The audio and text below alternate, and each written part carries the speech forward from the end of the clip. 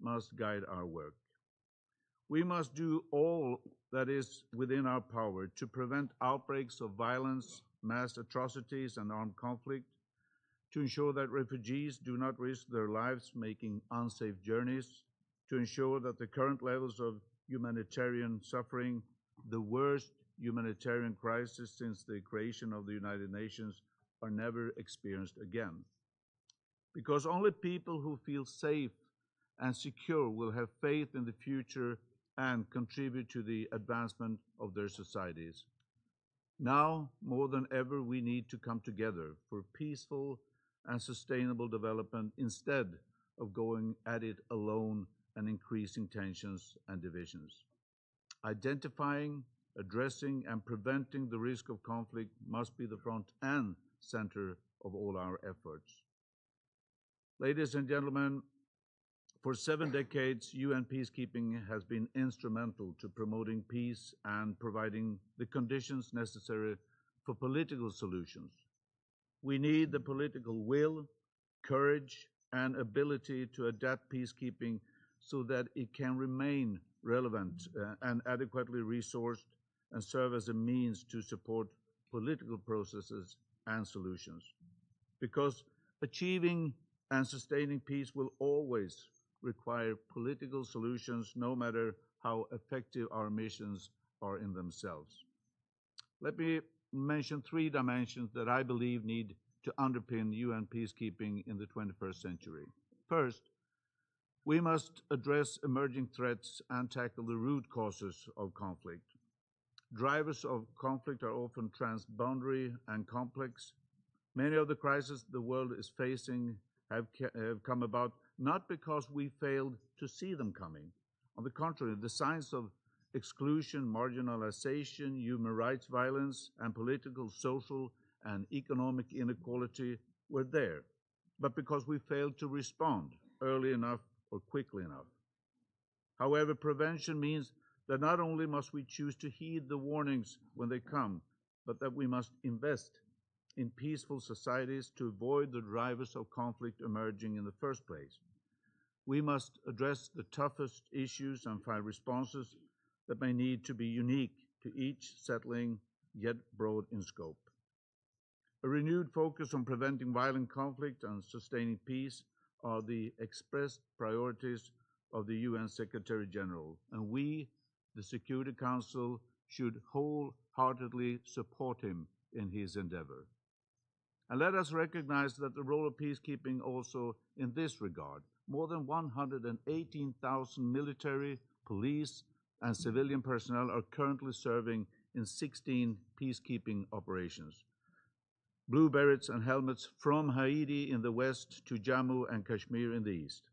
And we thank the women and men in peacekeeping missions for the work they do every day on our behalf. So peacekeeping and prevention can, should, and must go hand in hand. Secondly, we need stronger partnerships. Combining the UN efforts for peace with those of regional and sub-regional organizations is crucial for success. The partnership between the UN and the African Union is of particular importance. I commend the new partnership framework signed earlier this year. The African Union and its member states are assuming an ever greater responsibility for peace and security.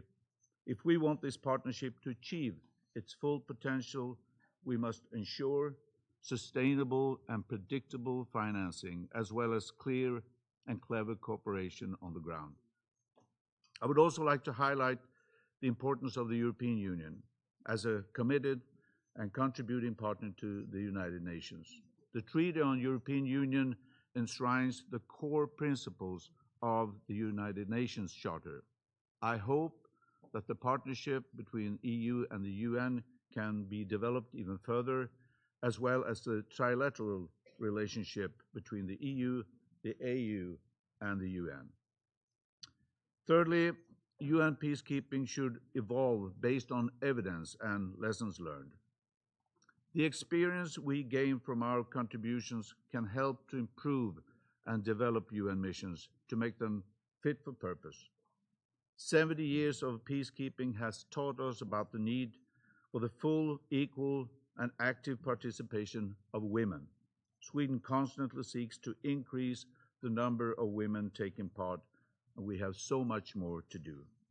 We have learned about the need for realistic, flexible, and properly sequenced mandates. The UN system is at its best when it works together as one, encounters in conflict using every tool available to ensure lasting peace. With Sweden's largest current force contribution to MINUSMA in Mali, we are seeking to develop the toolbox by focusing on intelligence. Intelligence and information are key to protecting UN peacekeepers and civilians alike and to underpin informed and strategic decisions. We are learning to work smartly and to pool our resources, and we have painfully learned that peacekeepers must do all they can to protect civilians under imminent threat, and that there must be nothing but full adherence to the UN's zero-tolerance policy with respect to sexual exploitation and abuse. Ladies and gentlemen, since 1948, more than 80,000 Swedish women and men, troops, police, and civilians have participated in UN peace operations, primarily in Africa, but also in other parts of the world. They have worn their UN helmets in desert, dirt, dust, and danger. We see their blue berets in Cyprus as well as in the Congo. It has come at a price, yet our commitment to peacekeeping will not falter. It is not weakened despite the tragic loss of Saida Catalan and many others. Rather, we owe it to them, we owe it to humankind to succeed. I would like to close with the words of former UN Secretary General Dag Hammarskjöld, a great leader who lost his life while serving us, the United Nations. And he said, and I quote, "Only they who keep their eyes fixed on the far horizon will find the right road." End of quote. Now, we all know the right road to take. As national leaders, members of this council, we must choose peace, invest in peace, and deliver peace. Thank you for your attention. I thank His Excellency Prime Minister Löfven for his statement. Now I give the floor to His Excellency Mr. Paolo Gentiloni, Prime Minister of Italy.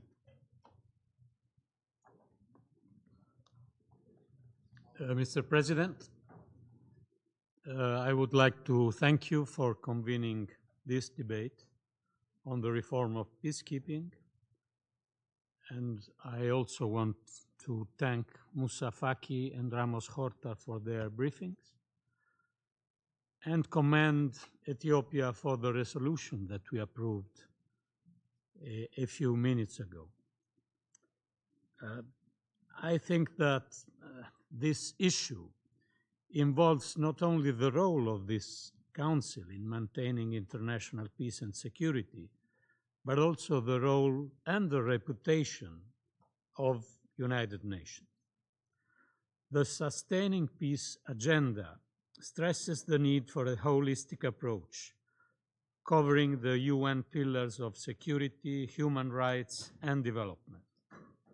Secretary General Guterres went even further in his vision with his peace continuum approach, in the strong conviction that a long-lasting peace can only be pursued by adopting a multidimensional approach across the whole cycle of peace, from prevention to, when necessary, peacekeeping, from post-conflict recovery to inclusive national reconciliation and sustainable development processes. We are now called upon to put in place concrete actions so as to effectively implement this approach. Let me highlight Italy's commitments in this regard as a global security provider.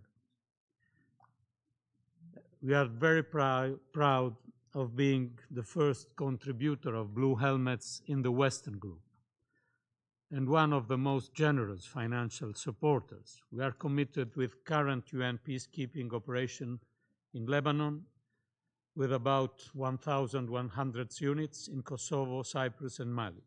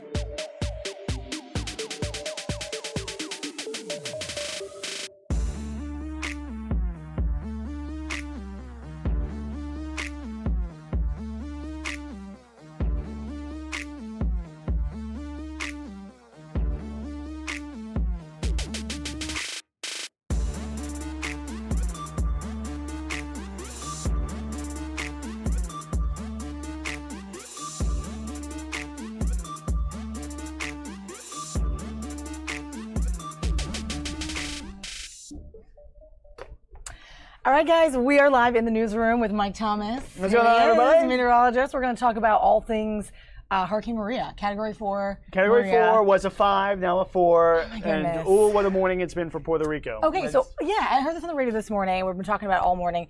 Over the evening at 6 a.m. or something, it made landfall. I think it was just after, just right, after. right, 6:15. So yeah, right around the 6 o'clock hour this morning, it made landfall southeastern corner. Okay.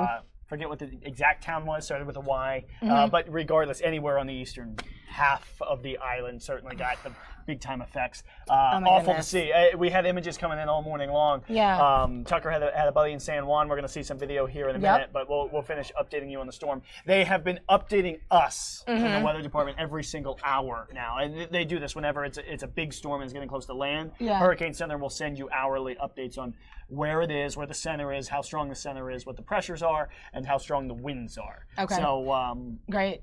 Yeah. so we had 11 o'clock update. That was the last one. It's now 11:40. I'm looking in the back here. Oh, great. So we'll have you on while we're getting another update. We'll have you run over we there. should get another one. I might not even have to run over. We might be able to we might just get it. pull We're it up. going to have Mike break it down, guys, all things about this hurricane. So let's talk about it. If you have any questions, by the way, if you're on our stream on Facebook or YouTube, join us in the conversation. Ask your questions. We're going to try to answer as many as we can as we we'll break take some it down. Facebook questions coming on. Yeah. In just a couple So, minutes. okay, so obviously this is a pretty serious thing. This is hurricane season. It's still going on. We've seen a couple storms really hit the southeast, I guess, of the states, and now Puerto Rico really seeing a lot of damage. And it's a serious thing. So Super serious. Again, it's not every day that you get one of these things making landfall. It's been a busy year. There's no two ways about that.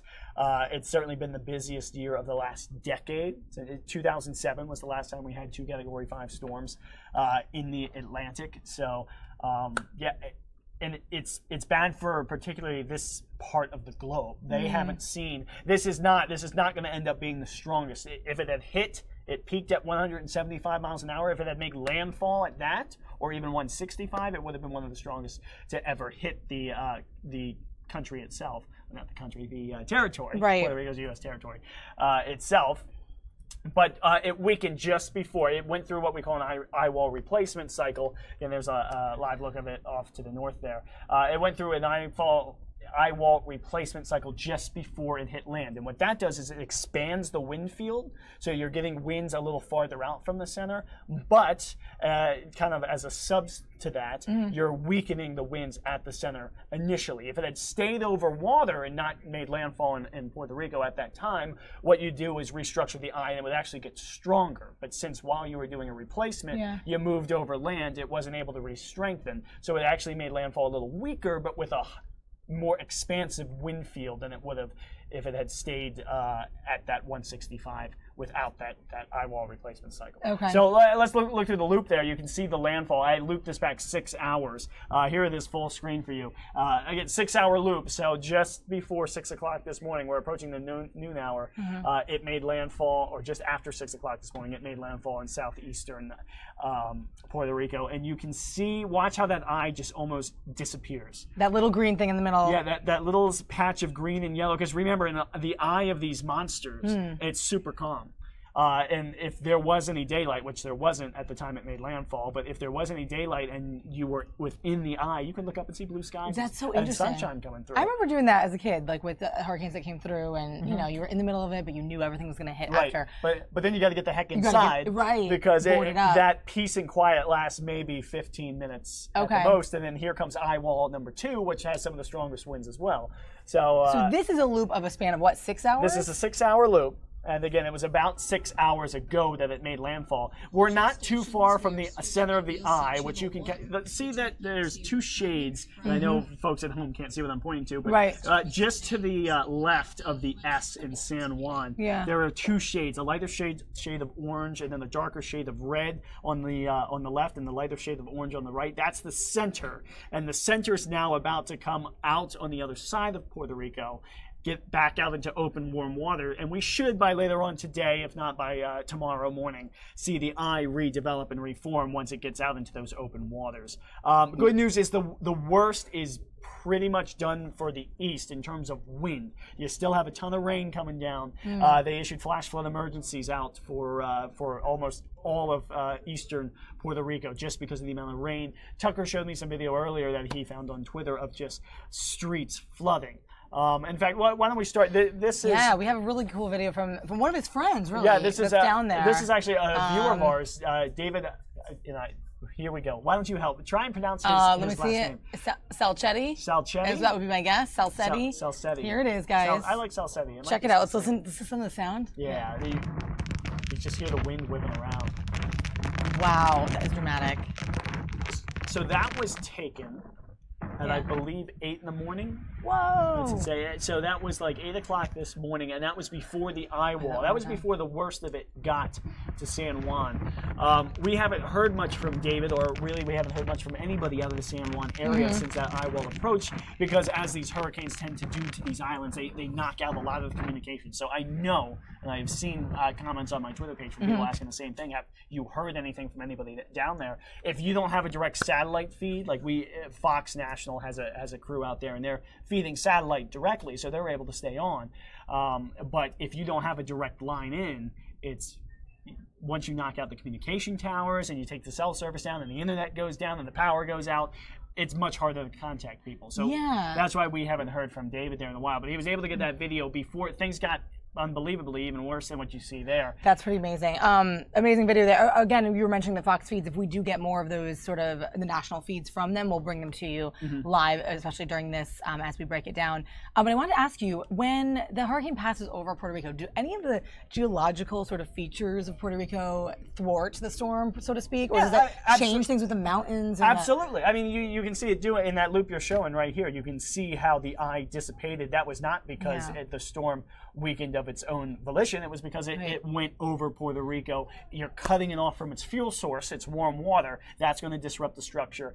Puerto Rico's got some hilliness to it, especially in the middle there. So as the storm goes up there, you're disrupting the structure. Hurricanes are beasts of nature, that's for sure, but they're also very picky. They need warm water. They need calm winds around it. They don't like hills.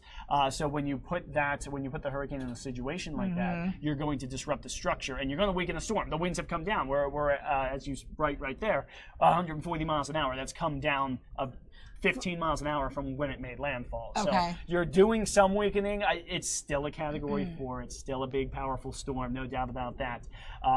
But you'll shrink kind of that core of those 140-mile-an-hour winds. You're only going to find them right around where the center is right now. And the rest of the area is going to see not significantly less wind. There's still strong winds, but not the big powerhouse winds that would be right around the center. Now, once it reemerges, you'll expand the stronger wind field out a little bit, but by then it's moving away from land. Okay, when we've been talking about hurricanes for weeks now because we've seen so many other ones, how does this one compare as a wind speed, I guess, to, say, Irma, Harvey? I mean, we were talking about Jose. At peak, at landfall, I believe, if I recall correctly, that island of Barbuda in the leewards, not too far from Puerto Rico, just actually off to their west a few hundred miles. I'm sorry, off to their east a few hundred miles. It took that direct hit, the first island to take a hit from Irma. 185-mile-an-hour winds, I believe it was what it was at landfall, and that almost stripped the island bare. And from at last check that I've heard, I don't know if they've started to return to that island because they evacuated everybody off that island after the storm that was left and said, you know, we can't live here right now. It's too bad. So I don't know if they've gone back and started to rebuild yet. But compared to that, a landfall at 155 isn't terrible. Now, it did have 165 winds when it went by the U.S. Virgin Islands last night.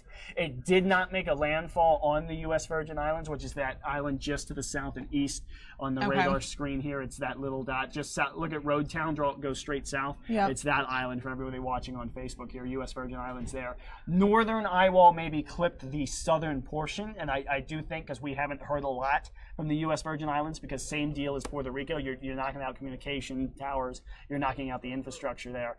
So we're not sure of the extent of the damage there yet, but it was a stronger storm when it made a near pass, and possibly southern, southwestern kind of tip of the U.S. Virgin Islands may have gotten into some of those Category 5, which is what it was at that time, strength winds.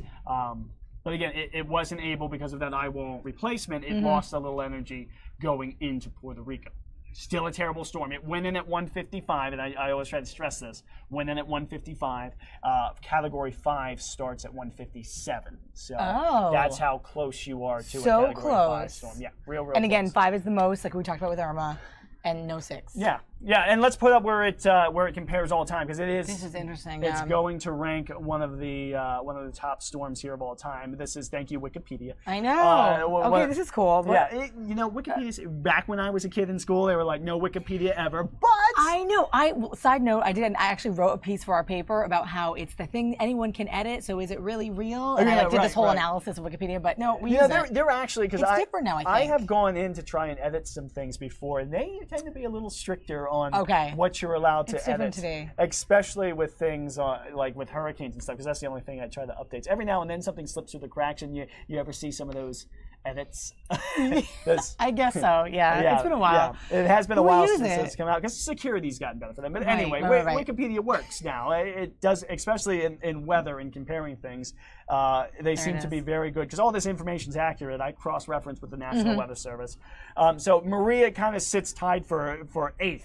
But I mean, if you look at the wind speeds, we've had one Hurricane Allen 1980 that was at 190 miles an hour. Irma got awfully close, 185, so tied for kind of second there. You had 2 storms at 180, and then the rest were kind of 175s there. But considering all the hurricanes we've had in Atlantic history, that is a elite list, so to speak. So the top. It's up there. These are all the top wind speed hurricanes. Wow. We measure hurricane severity in kind of 2 ways. We have wind speed and we have central pressure. Okay. And we measure central pressure just because we can kind of get a gist of whether or not the storm is strengthening or weakening based on what pressures are doing. The lower the pressure you're going to get, kind of the more we say intensity, that's the more intense the storm is. But same for wind. So how does wind correlate with pressure? The lower the pressure gets, the higher the winds typically get. Now that doesn't always work verbatim, and you're not always measuring the peak winds at any given time when the pressures are getting that low. So sometimes the correlation's not always 100% right. So a lot of these like Allen, while it had the highest winds, it did not have the lowest pressure ever. Actually, I believe the one with the lowest pressure was Wilma there in 2005. Only had 185 mile an hour winds, but I believe their pressure was down to like 886 or maybe even lower than that. It was the lowest on record in the Atlantic. Amazing. Wow. So those are the two ways that we kind of keep track of it. And at one time, I believe this was, let's see, Maria was down to 909. That was it, 909 millibars. Just a fancy way that we measure pressure here in millibars, which makes it number 10. So the number 10 most intense cyclone at its peak when it was at 175 mile an hour winds last night. It was number 10. That has gone up. We're at, you know what, let's pull up CS2. Yeah. Folks probably wondering where this thing's going. So it's at 130 now, or 930. So it's come up 21 millibars here in the past 12 hours or so. Moving at a good clip, about 12 miles an hour. That's not atypical of a hurricane. These things tend not to rocket out. Sometimes they go really slow, 6 or 7 miles an hour. But this one's moving at a pretty good clip off to the north and to the west. Again, winds sustained at 140 miles an hour. And then, of course, the question is, where is it going? You see that cone that's getting awfully close to southeast U.S. Remember what happened with Irma. The track out there beyond 3 days really tends to change and bounce around a lot. So not a ton of confidence as we get into next week in terms of exactly where it's going.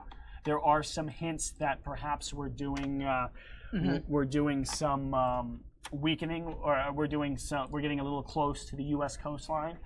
One thing we are kind of confident in is that it will be a weakening storm as it gets a little closer. You're getting into cooler waters, and as I mentioned before, hurricanes are fickle beasts in that they don't like certain things. They don't like the winds doing things up above their heads, and it's going to get into what we call wind shear as we get a little closer to the United States. That's going to help disrupt its structure and help weaken it a little more. So. Yeah. Go ahead. I was going to say quickly, someone was asking about, and I'm sure you're probably getting to this, as it goes up the East Coast, will Virginia Beach be affected? We're starting to get to specific areas. What I potentially see happening, and this is not, most models are recurving this out to sea. I don't have the models set here. Well, actually, you know what, we might be able to pull it up here.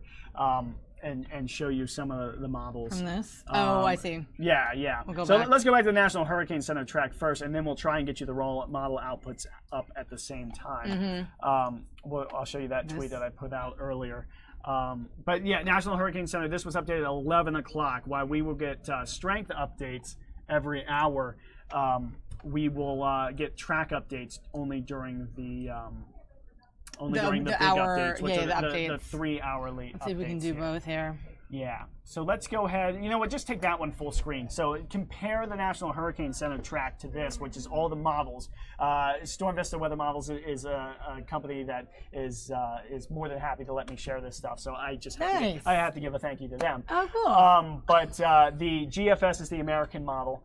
That's everybody's heard of the big two, the European American. So red is the European, blue is the GFS.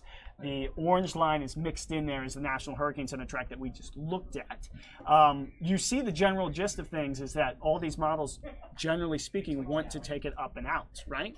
Okay. So that's good news, of course. The bad news is, of course, that these tracks, much like the Hurricane Center track itself, these tracks like to change. And compared to where these models were yesterday, they have shifted a little bit farther over to the west versus where they were yesterday. Not by a ton. And you don't see, there are a couple, those little lines are each individual model member. And again, I don't want to get too detailed into it, but European runs what's called an ensemble, which is 50, it's kind of base control run. And I'm getting sciencey and nerdy on everybody. So sciencey. It's good. You take your control run, and then you try and account for various errors that are possible, and you run it 51 more times, I think is what the European does. So all those little lines you see there are these ensemble runs saying that if something is a little different, here's how the track could potentially change. Okay. Problem is, all those lines like to change in that extended range period. So you have to take what you see, especially with something like a hurricane, which is in the scope of the pattern. It's a small scale thing. That center of low pressure is like a couple miles across, whereas the pattern that is steering this thing is hundreds of miles across. So little changes in how the big picture kind of shifts controls where the little guy's going. Again, Maria is it's a strong storm at the surface, and it's pulling a heck of a lot of wind.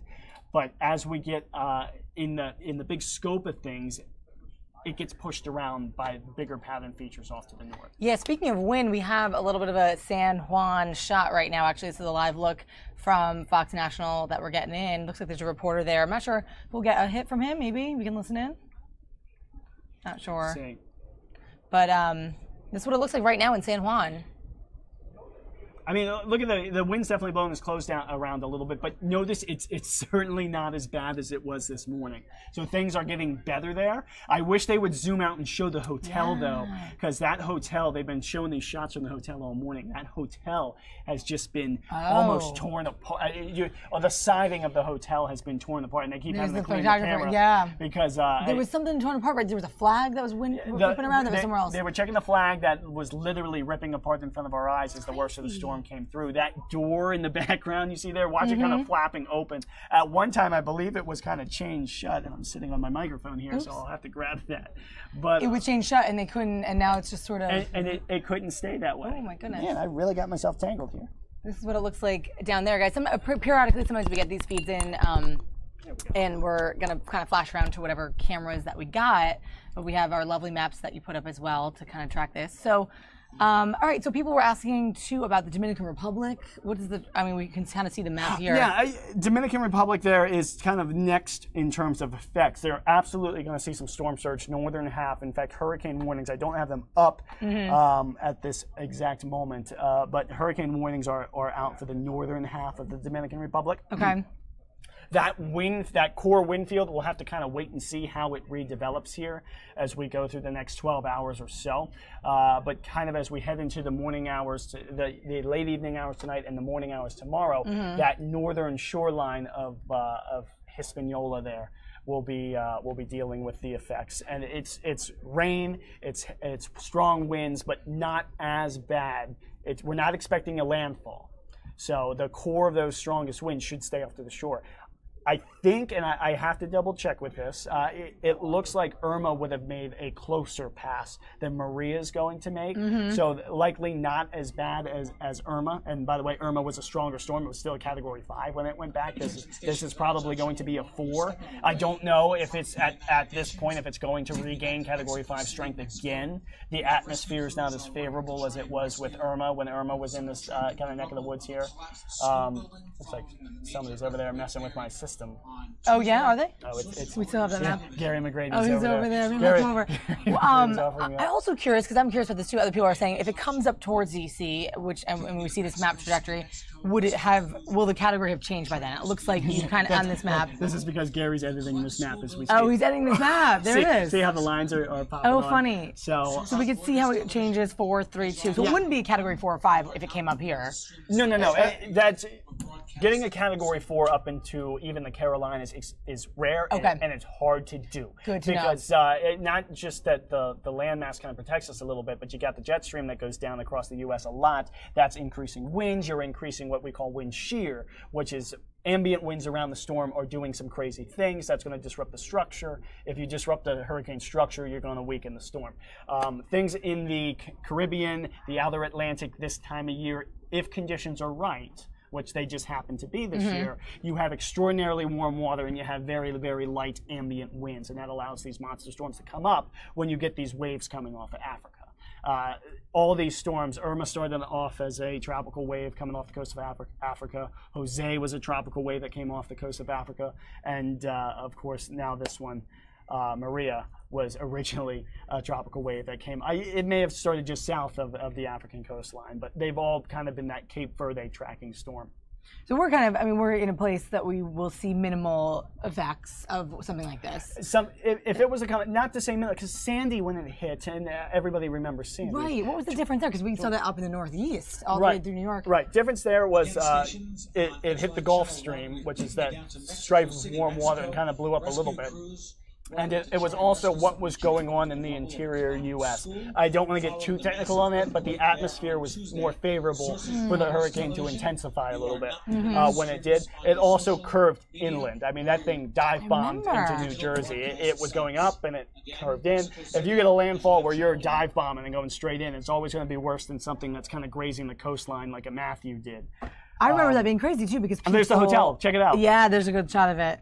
That was all goodness. Concrete siding had been kind of ripped off there, Wow. and that's what we kind of saw all morning long. And look, you can see the debris kind of just thrown around the yard there and around the parking lot. Good thing is the parking lot's pretty empty, so it looks like people know to get out, right? Yeah. And we're kind of watching this guy too to see if he does a live report. We'll bring that up for us to listen But look to. at there's the American flag. There's the flag that we were talking about. We watched hanging on by a string. My goodness. It's hard to tell. Is that the American flag? Yeah, it is. I thought it American was flag. this morning. Yeah. Because the flag of Puerto Rico looks a little similar. But, okay, yeah. But that's definitely the American flag there. Unfortunately, it's certainly ripped apart a little bit. Yeah, there. you never think about those. What they're made of, that they could be, destroyed in something like this. But the winds are intense right now. And here's our other map.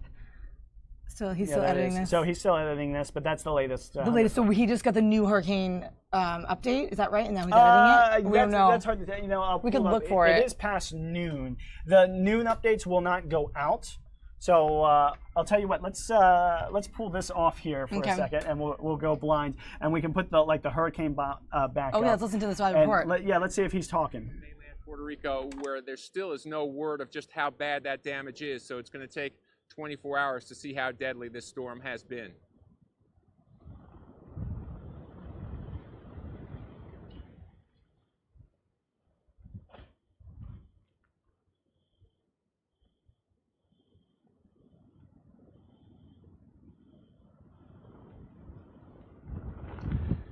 It's been tough. Even some of the bigger hotels have had large chunks ripped off because the winds were just tremendous. In this hotel where we are, they moved us down about 3 o'clock in the morning. Alarms went off and said, go down to the lobby because the higher floors get hit by the harder wind. But even when you move down to the lobby, suddenly roofs began to leak, and there were real concerns and some people panicking that ceilings could collapse. So it actually became safer outside and in a parking garage than inside some of these buildings. And this is the capital, and these are sturdy hotels, so you can imagine what the rest of the island is going to look like when we can start to move around.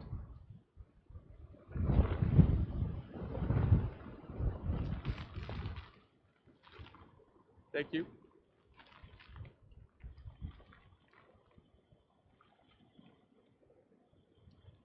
Thank you.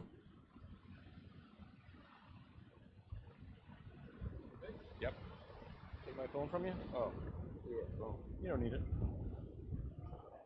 So who knows what's next? We have a top of one, and if you want to move, we need that. So we just make sure we have. All right, so we'll bring us back in here. Now we're going to look at a different sort of, what is this? This is just the latest kind of graphic that shows. First off, this is Irma's wind field. Is those circles you see? So, and it's kind of covered a little bit, but hurricane force winds still expected northern half of the island. But you see that dot of the center is just about to kind of cross off to the north. What I really wanted to show with this map was the hurricane warnings that were extended. So again, northern half of Hispaniola almost, northeastern half of the Dominican Republic for sure, and then there's that one little tip kind of northwestern Dominican Republic is just under a tropical storm warning because it looks like the storm's going to pass far enough to the north that they're not going to get into the hurricane force winds. Turks and Caicos though was added. They are under a hurricane warning now. Those are all those islands you see. Maybe extreme eastern Bahamas, but I know for sure Turks and Caicos right there. So the red, okay, so those of you who are asking about the Dominican Republic, this is a great map to kind of show that. So parts of it, hurricane warning, parts of it, tropical storm warning, which is less intense. And that orange circle, less intense, tropical storm force winds, generally anything over 40. But that orange circle you see there in that map is showing you the extent of the tropical storm force wind. So it looks like the extreme eastern portion of the Dominican Republic, that bubble of tropical storm force winds, or at least wind gusts, is just about to reach the island. So kind of things just getting started. We'll go from east to west here, but the storm's not going to kind of shave the Dominican Republic like Irma did. The storm's kind of turning off to the north and to the west here. So its center will slowly get farther away. So if you're on the shoreline, the immediate shoreline, you're probably seeing some hurricane force gusts, but things shouldn't be as bad as they were, in my opinion, as they were with Irma, as they're going to be with Maria. Wow. Okay, so this is an awesome map to see, and we'll bring us back to these double screen here. So live look at Puerto Rico, that's the San Juan bump shot. And then this upper right-hand corner, guys, if you're just joining us, is a 6-hour sort of loop of what this looked like 6 hours ago. Right. Well, of course, it ends with what's current, but I wanted to be able to show. So right here at the end, this is what's happening now.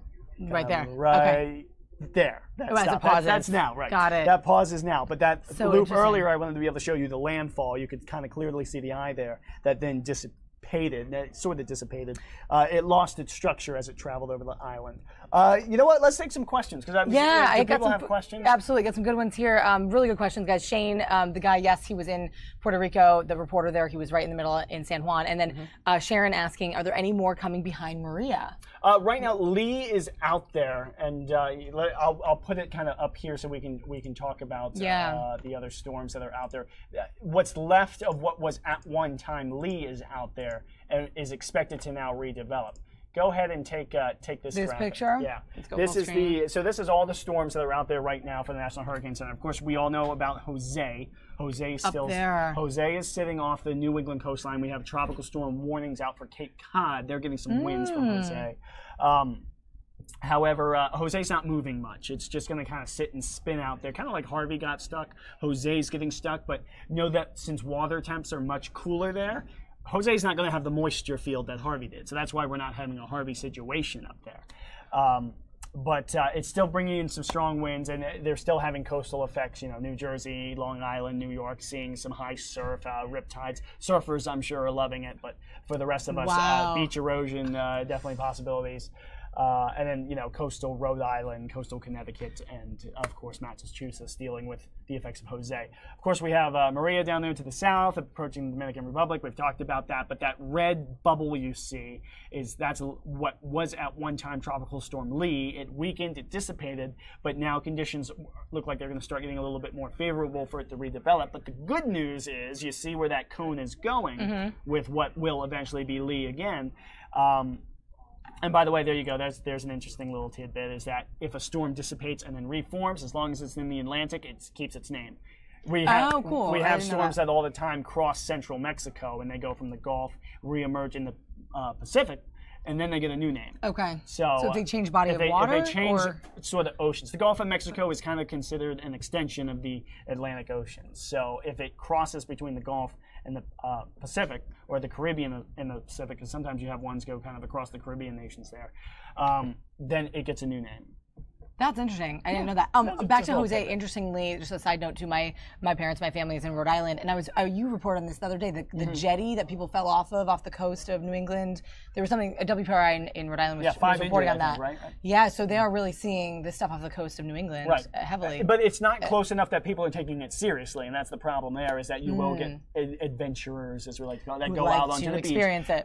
Surfers, you know, love it. They love it, and honestly, surfers tend to be smart about it. They know the waves, especially experienced surfers. I never encourage rookies to go out there and do it, but the experienced surfers, it doesn't matter what I say, they're going to go out there and do it anyway.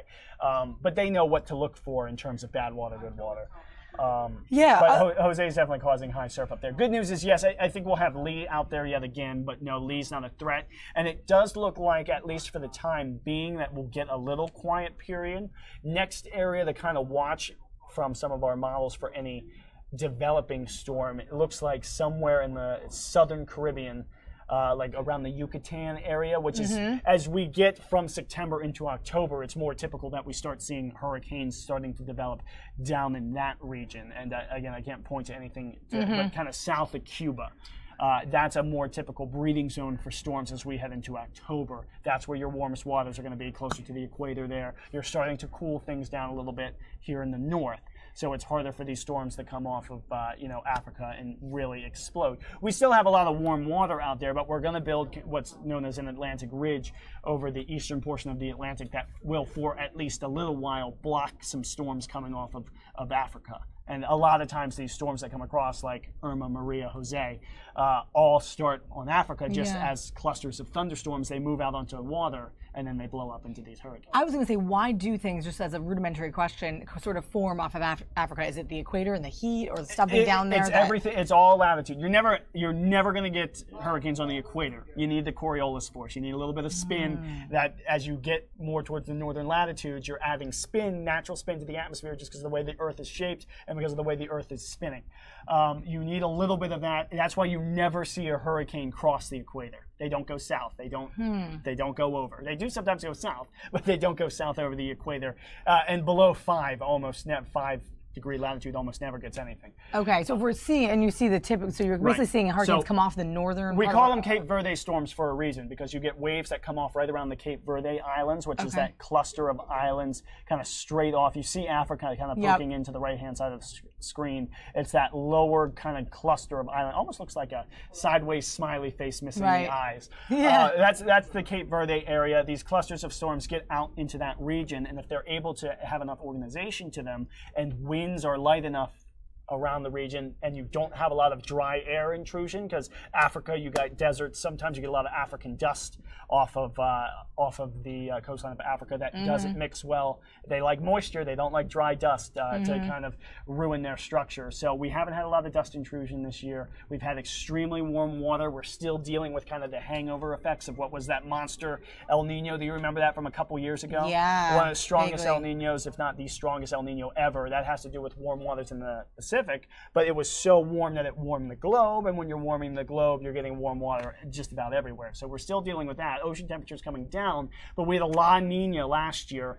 What La Nina means is not so much. La Nina is cooler waters in the Pacific, below normal, but what that does is it drops global winds down. So last year was not a busy hurricane season because we still had like a El Nino hangover, where that's high global winds. We get into La Nina, we're weak in that wind field. That's more that's a better scenario for storms to form. We had really warm water still left over from that. Haven't gotten rid of that just yet. And the pattern over the Atlantic was just good for hurricanes this year. Simple as that.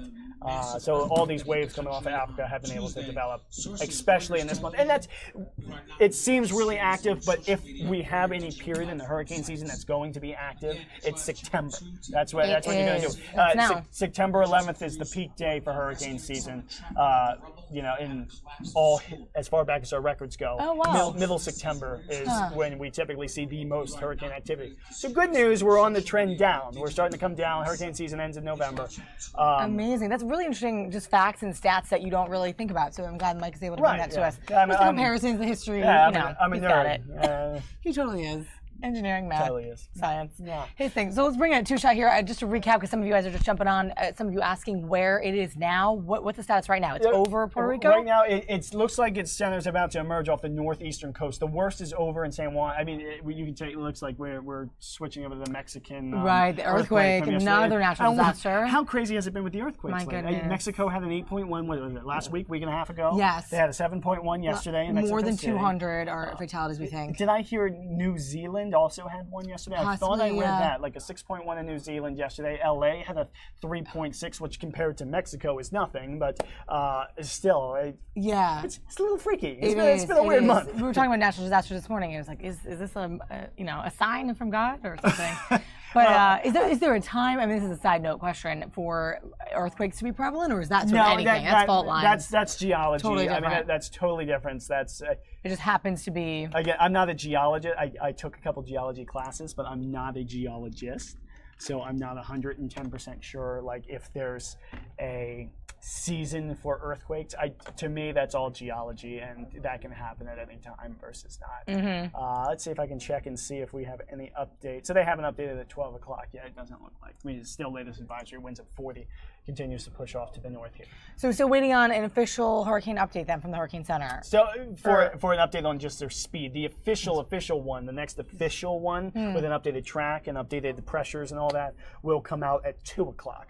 But so far this morning, they have been updating every hour just to let everybody know what the current peak winds. But if indeed this is emerging out and over the Atlantic here shortly, things will get better, and they may not feel the need to go out there every hour and give us an update. Okay. It all depends on how the hurricane hunters are able to, because you have to fly a plane into it to get this data. Right. And it We were talking about that. It depends on how free those planes are to be able to do that. So you love this stuff. Would you ever want to do that? Fly into a hurricane? I would do it. Sue Palka's done it. Sue, Oh, that's right. The queen of the weather department, who is amazing, by the way. And Yes, they she call is. her I the never nicest get her woman on at here. Fox 5 for a reason. I know. She's the best. She totally is. She comes on night side, so we don't see her a ton during the day. But the current status is this then, 140 is what we know. 140 is the latest. 930 millibars, which is up. Up is good, because if you're adding pressure to the storm, you're weakening the storm. That's probably not going to last. I'm going to guess as you reemerge into ocean, pressures are going to drop. Wind speeds might come up a little bit.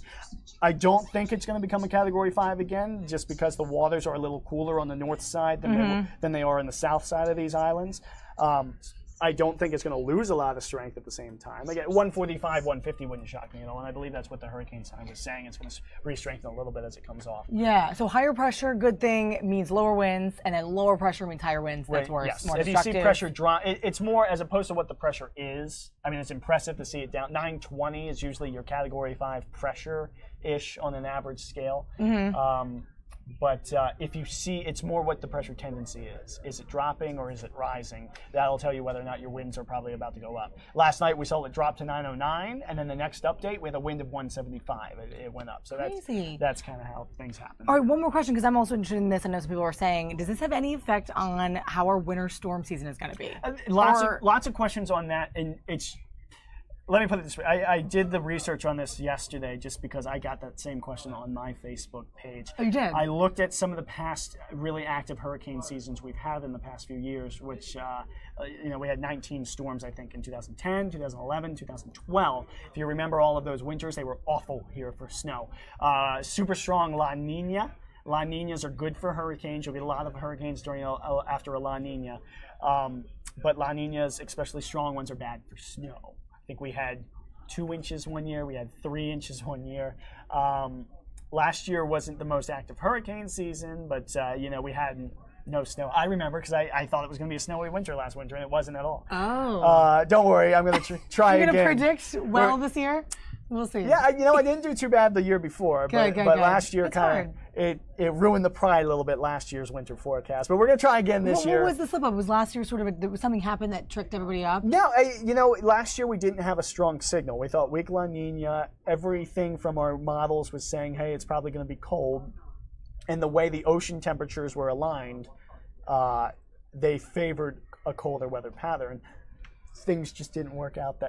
Seasonal forecasting is a lot of times a shot in the dark. You try to point to one thing or another, but there's no magic 8-ball that's going to tell you exactly what the winter. I know what the Farmer's Almanac. I know they said cold and snowy. I think they said for this year? They've said cold and snowy here the last 3 years, I think. And so they were wrong last year too, then. Yeah, but if you keep predicting the same thing every year, eventually you'll be right.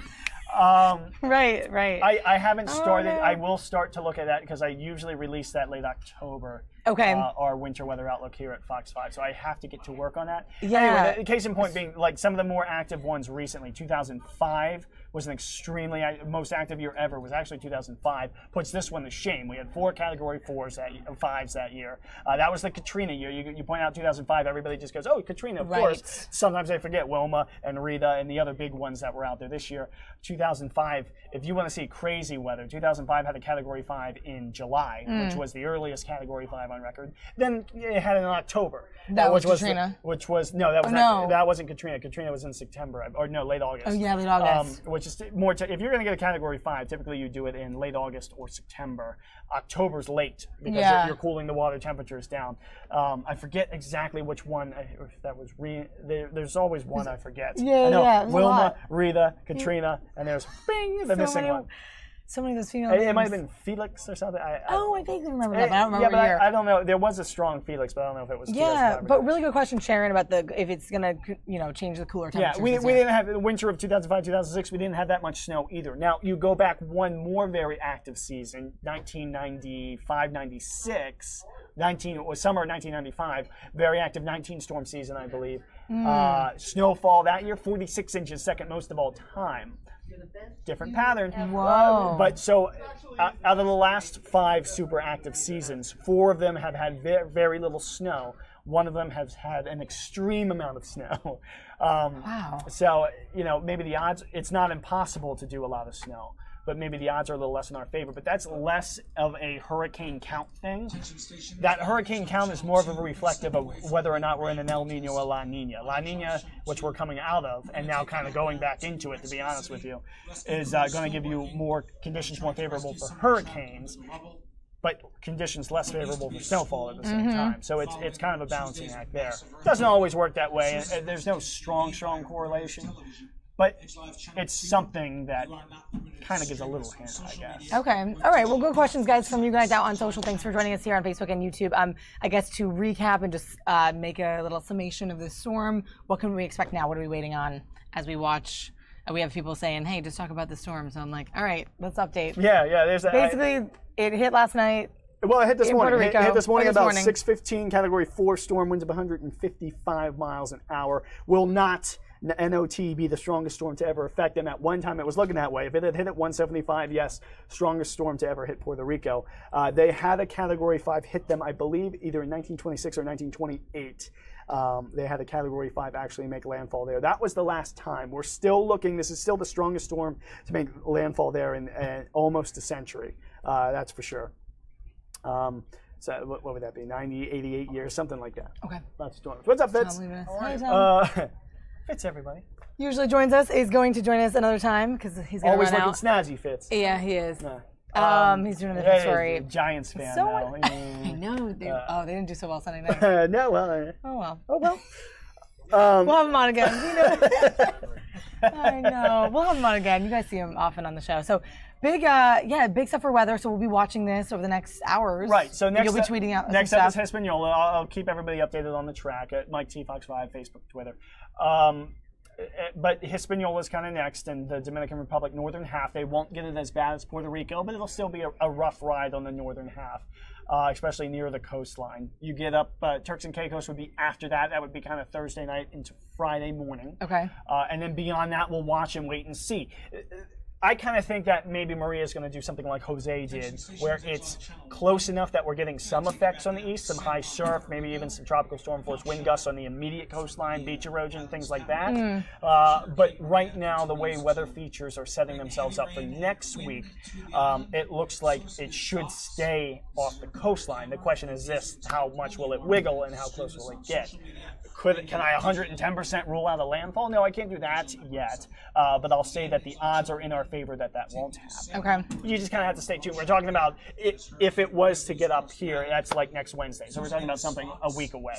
So. All right. Great still timeline there. Need some time to kind of figure it all out. And we still got that live look, guys, down in Puerto Rico right here, bottom left of your screen. That is a bump shot of San Juan in the middle of the storm. So.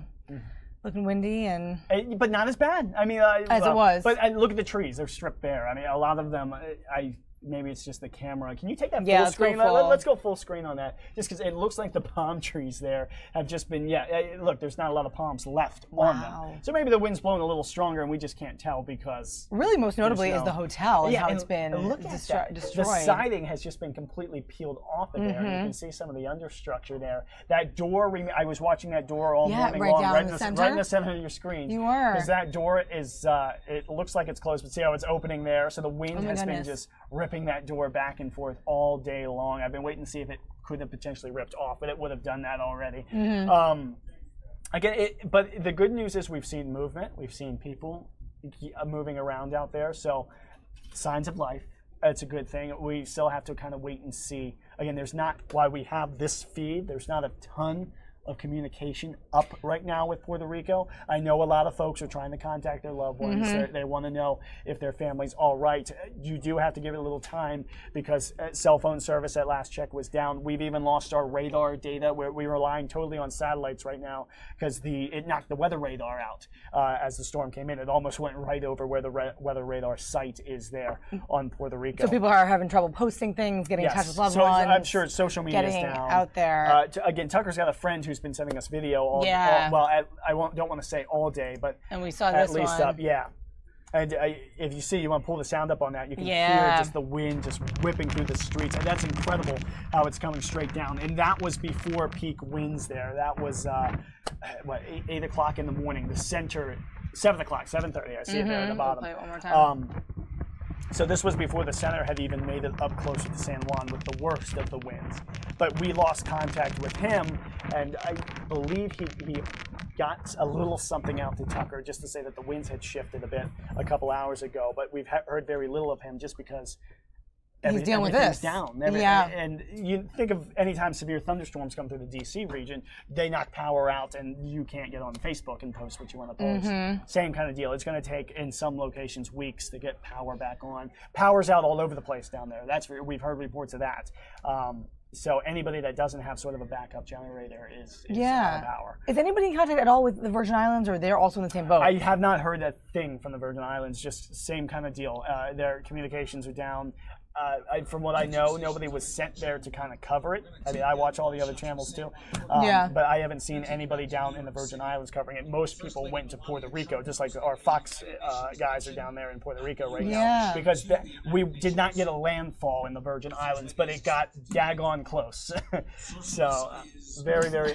You just switched Melania Trump to the UN, so we're gonna switch out and still talk about weather, but we'll switch it up in a second here. But that's the latest on Hurricane Maria down in Puerto Rico. Mike is gonna keep kind of watching this. I know you're almost done here today. Well, but first I'm gonna go home and go to bed for a few hours, and then I'm gonna get up. Yeah, I'm gonna on my Facebook page, Mike Thomas Fox 5. I'm going at 7 o'clock tonight, or sometime between 7 and 7:30. We'll get another round of models in. We'll track its position. We'll see where it's going. I'm keeping an eye on it for us here, and I want to know, is Maria going to get close enough to cause the same effects that Jose caused at the very minimum? So I'm still, just because it's leaving Puerto Rico here doesn't mean we can kiss it goodbye. We got to keep watching it. Dominican Republic up next. Turks and Caicos up next. Neither of those locations are expected to see landfall, but still, when you got a Category 4 hurricane going by, you're going to get some pretty big effects. Okay. Especially storm surge wise. See ya. Good luck out there, Fitz. Thanks, everybody. I'm not going to cover the hurricane. Oh, you're not? He's not. Other things. We'll get you down there for the next one.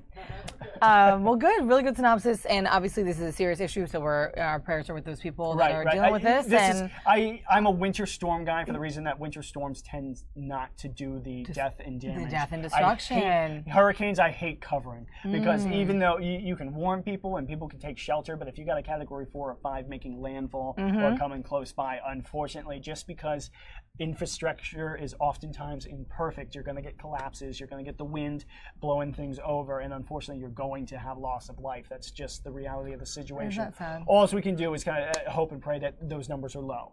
I think Dominica was 6 or 7. I can't remember the exact number, but we already got some reports. Yes, confirmed reports of the Dominican of loss of life. And hopefully it's low in Puerto Rico. I will say that Dominica had little time to prepare.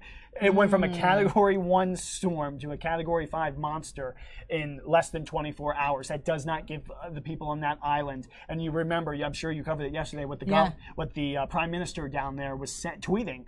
The roofs are gone. I myself just was rescued. My goodness, he was able to tweet that out. I was reading that. I didn't actually take it, but before I went to bed that night, and it was almost terrifying just reading his tweets because you could tell he was in a panic, and with a storm that size coming over you, I don't blame him at all. And unfortunately, he tweeted out later on that morning that hey, now I got to go get numbers and find out just how many lives we've lost here. And I guess if there's any positive, that number seems to be pretty low. You would always be concerned that it's going to be higher than that. So if we can keep that number in the single digits, we'll certainly be happy. But unfortunately, I do think it'll go up into Puerto Rico. They had time to prepare. That's good, but Puerto Rico. You never know what's going to happen. I mean, Mother Nature can throw you a curveball, that's for sure. So, like you said, let's hope and pray that the numbers stay low.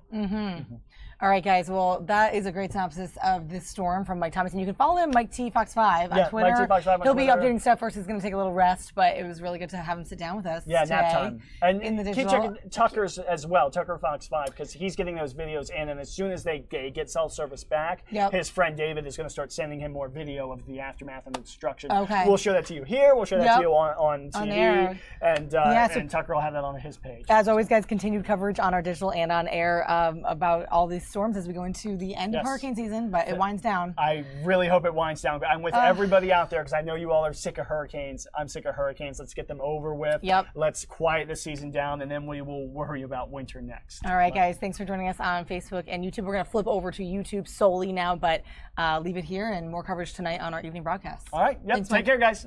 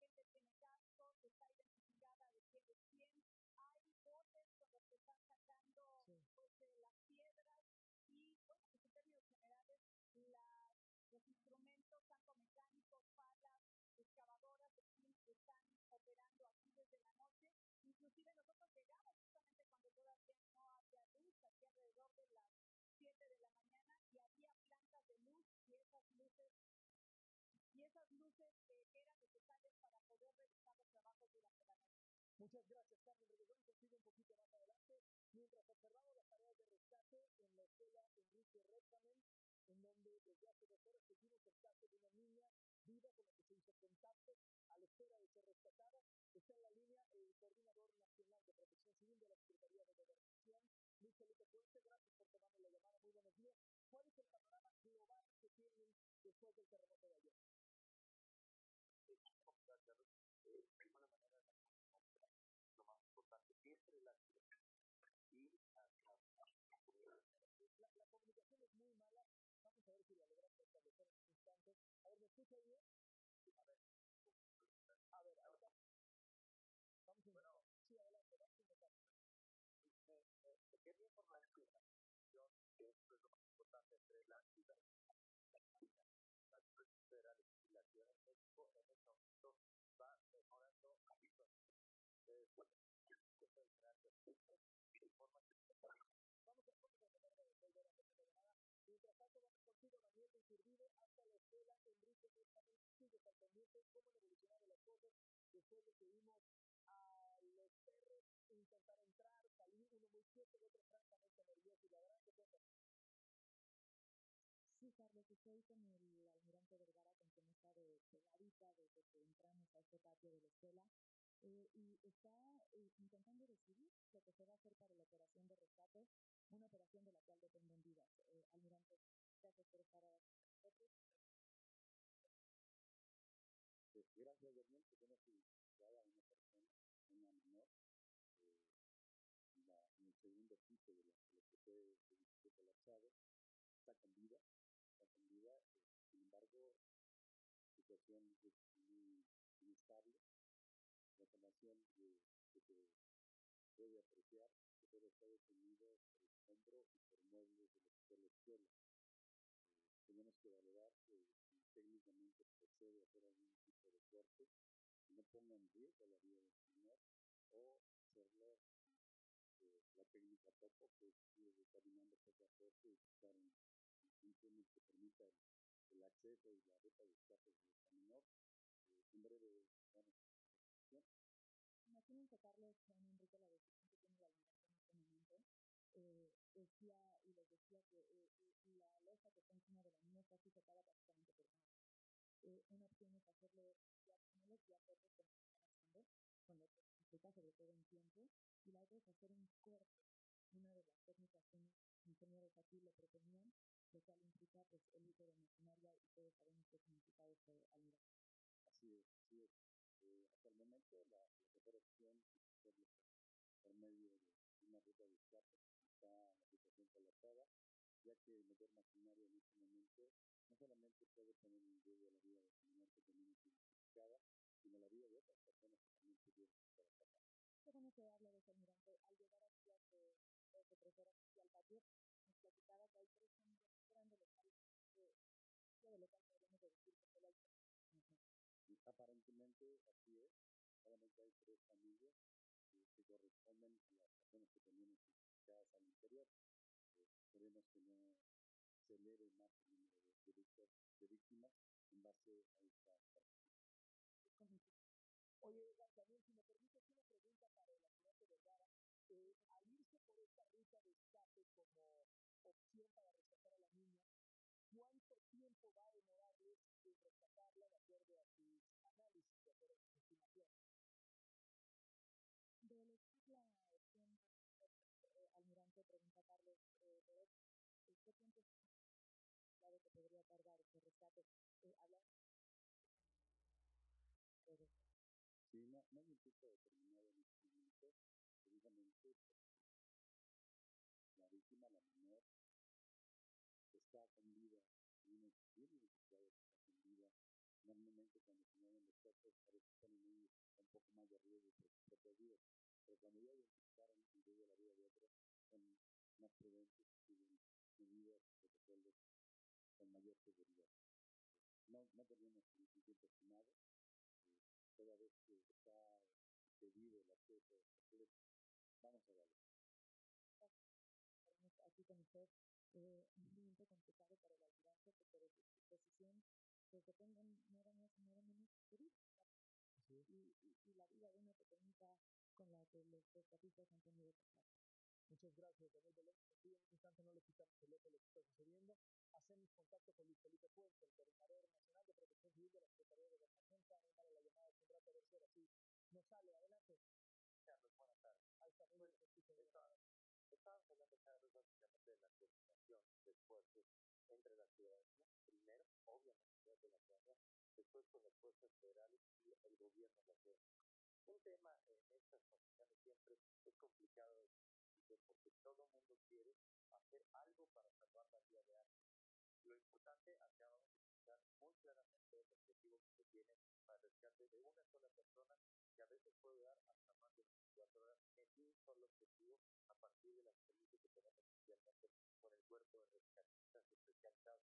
Cuando vemos estas gentes que están ahí ubicadas en el contexto del colapso, que están con cascos y con chalecos, son gente que ha tomado cursos, Carlos, a nivel internacional, tienen una gran experiencia y que sí saben lo que tienen que hacer. En este momento te comento que tenemos 4.169 efectivos de la Sedena en todas las estructuras colapsadas, 3.525 de la Marina y 20.057 de la Policía Federal. Todos ellos, los grupos especializados que ingresan, no los que están afuera, son gente que ha tenido cursos de carácter internacional y que colaboran en otros terremotos en otros países. Entonces, aquí le pedimos a la población tenga mucha tranquilidad. Estamos haciendo nuestro esfuerzo para salvar una sola vida. Es el caso de Lindavista, es el caso de Restamen y es el caso de cualquiera de las estructuras. El tiempo que sea necesario y la tranquilidad está necesaria. Hay muchas quejas, Luis Felipe Puente, de que hay falta de acción en Coquimbo, en Lindavista, en este derrumbe. Se habla de que hay varias personas bajo los escombros vivas. Te comento que es cierto, que hay personas vivas, pero también te comento que esta mañana vimos una gran fractura que puso en riesgo la totalidad del colapso del edificio. Entonces, si eso sucedía, íbamos a perder muchas vidas más. Se hizo un repliegue, Carlos, tengo el dato exacto, hubo mucha molestia al cliente, se fue a redes sociales, yo ya hice conociendo en las redes sociales que estamos trabajando, tenemos a la gente ahí, seguimos colaborando, hay acciones inclusive de camino, pero de alguna manera tenemos que cuidar la vida de los que posiblemente están adentro, pero también de los que posiblemente están trabajando en el rescate de la gente. Te comento que es cierto que se fue a redes sociales, que hubo una gran molestia en redes sociales de la gente, pero mi contestación fue muy efectiva. Estamos trabajando y te digo con toda certeza. A mi lado está el general de la Defensa Nacional, a nivel secretario de Protección Civil Federal. Tenemos contacto en cada una de las estructuras con un responsable y a partir del responsable estamos haciendo el plan. Estamos la ciudadanía, todos nosotros haciendo el mejor esfuerzo. ¿Frenaron el rescate en Coquimbo? Se frenó momentáneamente un repliegue hasta que analizaran los estructuristas el cómo estaba la estructura. Ya reiniciamos el trabajo. Ya reiniciaron. Lo que piden los vecinos, lo que piden los familiares es que redoblen los esfuerzos, que manden más gente, que vayan más vecinos. Es decir, quieren ver una operación como la que están viendo en otros lugares. Lo vuelvo a checar, te lo digo personalmente, como mi responsabilidad, Carlos, y en unos minutos te puedo dar respuesta exactamente qué es lo que está haciendo allá adentro. ¿Qué panorama general tiene en cuanto a número de muertos, afectaciones en los estados, etcétera? El número de muertos es oficial. En la Ciudad de México, 91. En Morelos, 69. En Puebla, 43. En el Estado de México, 12. En Guerrero, 4. En Oaxaca, 1. Estamos ahorita nacionalmente instalando en todos los estados, incluyendo la Ciudad de México, los recursos de apoyo a la ciudadanía. No toda la gente quiere recibir a los recursos, pero lo importante es que tengamos el acceso suficiente para que las familias puedan tener la seguridad de que vamos a atenderlos. En este momento hay 49 recursos instalados y en la página de la Ciudad de México, de página de internet, se puede ver la ubicación de cada uno de ellos. Lo mismo en las páginas de los gobiernos de Morelos, de Puebla y del Estado de México. 220 personas muertas hasta el momento. Hasta ese momento, ¿Perdón? Perdón, a lo mejor tengo un dato que 91 en el Ciudad de México, 69 en el Estado de Morelos, 43 en Puebla, 12 en el Estado de México, 4 en Guerrero y 1 en Oaxaca. Sí, así lo tengo. Correcto, es correcto. Y si picado de herramienta, puedes acudir a la calculadora. Sí, 200. Sí, está bien. Ahora, el tema de red social. ¿Qué datos tienen ustedes de cómo van las cosas?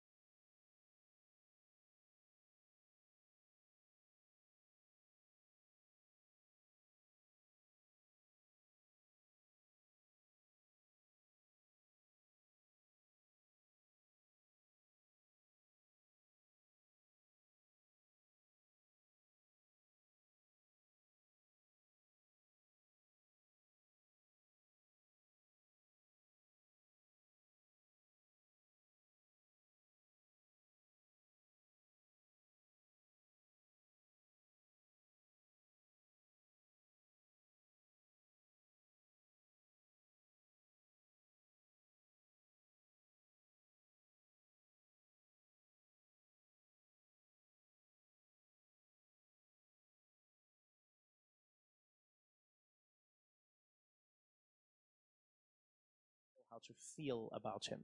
That's the honest truth. He's a paradox for me emotionally. You know, one part of me is terrified at the notion that he is president of the most powerful nation in the world. The other side of me knows that every day he's going to make me laugh. I cannot deny this. The best way I can put it is, it's almost like there's a giant asteroid headed towards the Earth, but it's shaped like a penis. I think I'm gonna die, but I know I'm gonna laugh. And this is a tough place to be in, because you have to process the very real situation that you are in, and that is a dangerous one. But at the same time, you can acknowledge that when you laugh, you're not controlled by fear. And that's something that I've always lived with in my life, in my family. You know, my mother always said to me, she said, when we're laughing, we're not afraid. When we are laughing, we are experiencing our truest selves. It doesn't mean what is happening to us is not real, but it means that we can process the very real world that is happening to us. And in many ways, I try and look at the positives. People go, is the world getting better? I go, I believe it's always getting better, but in many ways, the world is like the body. You cannot see the change when you look at it every single day, but if you take snapshots, you can see how things are getting better. You can also see how some things are getting worse. Climate change is one of those. And that's where young people are stepping up and saying, hey, hurricanes are a good example. You know, the intensity of these once-in-a-lifetime events has increased. Maybe it's time to do something. Young people are speaking up. Donald Trump is doing that. People are speaking up. They're engaging like never before. You know, for the first time in history, we're living through a time period where we're learning about the presidency at the same time as the president, which is engaging people like never before. You wake up, you read the newspaper, and you go, I've never knew this before. And somewhere at that exact same moment, the president is reading that same newspaper, saying the exact same thing. And that for me is exciting. Is it scary? Yes. But most exciting things are scary. But honestly, I saw it over the last few weeks, and I mean, it's still unfolding now. You have, you know, Hurricane Maria, which is wreaking havoc and moving, you know, to Puerto Rico now, and we're seeing the devastation. But we've also seen the giving. You know, I was touched by how many people, even on our show, reached out. And there is an opportunity for everyone to become a goalkeeper, which is what excites me. And that is, in this new world of technology, we have the opportunity to engage with activists on the ground level. People often mock millennials and they say, these are hashtag activists. And I argue they're hashtag activists until they're given the opportunity to take it from a tweet into the streets. And so I urge every single one of you in this room, if you have the power, if you have the ability, if you have the information or the knowledge, take these people up on what they're offering. They're energized, they're optimistic, they're powerful beyond all measure. And I'm proud to say that I'm one of them. I'm a millennial, and by proxy, I hope to be a goalkeeper. Thank you very much for having me, and congratulations on everything today.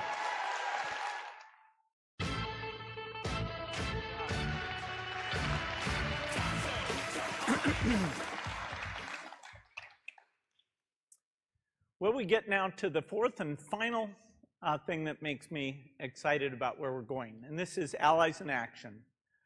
Foundations, corporations, governments, and individuals working together. We've heard about a few of these kind of new partnerships with the accelerators that were announced today. And now I get to announce our final speaker. Barack Obama has dedicated his career to helping people improve their lives. First as a community organizer, then as a state senator, a US senator, and then of course as the 44th President of the United States.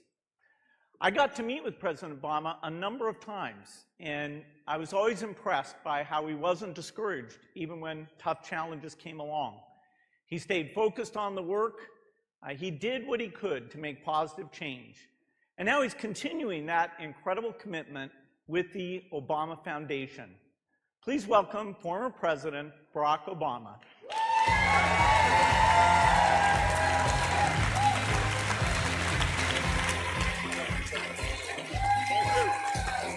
Hello, hello, hello. Thank you.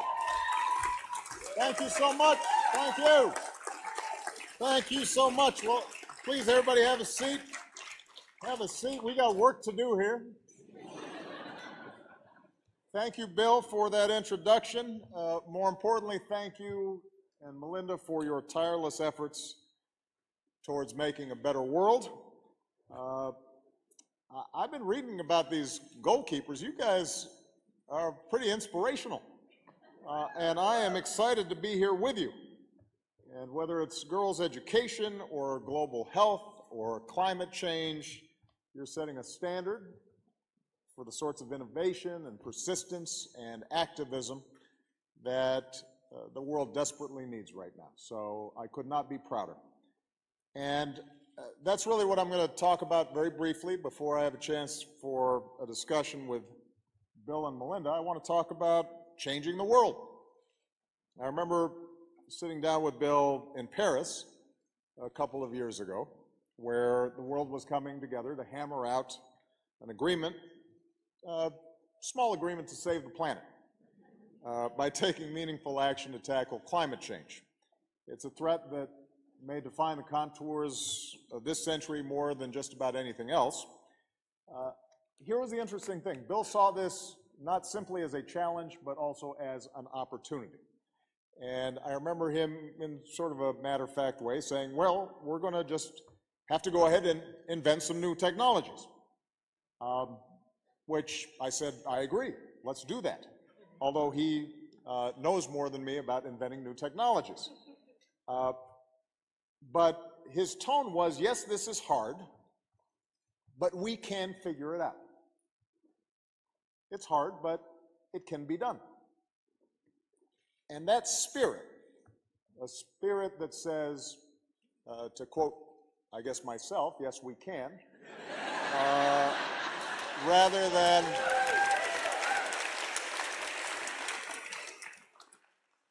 that spirit, rather than a spirit of despair, is the motor by which we've been able to see real progress in reducing the pace of carbon emission increases here in the U.S. And even if at the current moment the federal government is not as engaged in these efforts as I would like, nevertheless, progress continues because of the efforts of people like Bill and a whole host of entrepreneurs and universities and cities and states. They are making change around energy policy in America separate and apart from what government is doing. And that gives me confidence that we can continue to make progress. And my broader point here is that you tend to believe when Bill says we can do something, that we can do it. And when all of you stand up and say this is something we can do, that spirit is infectious. And it's exactly what we need right now. We do face extraordinary challenges. You've heard of many of them in your discussions today. You know the nature of these challenges from your work.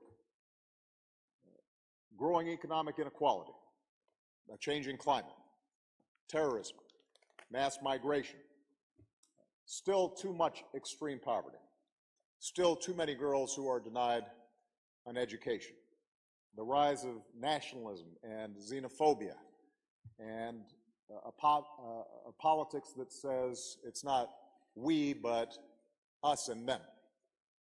A politics that threatens to turn good people away from the kind of collective action that has always driven human progress. So these are real challenges, and we can't sugarcoat them.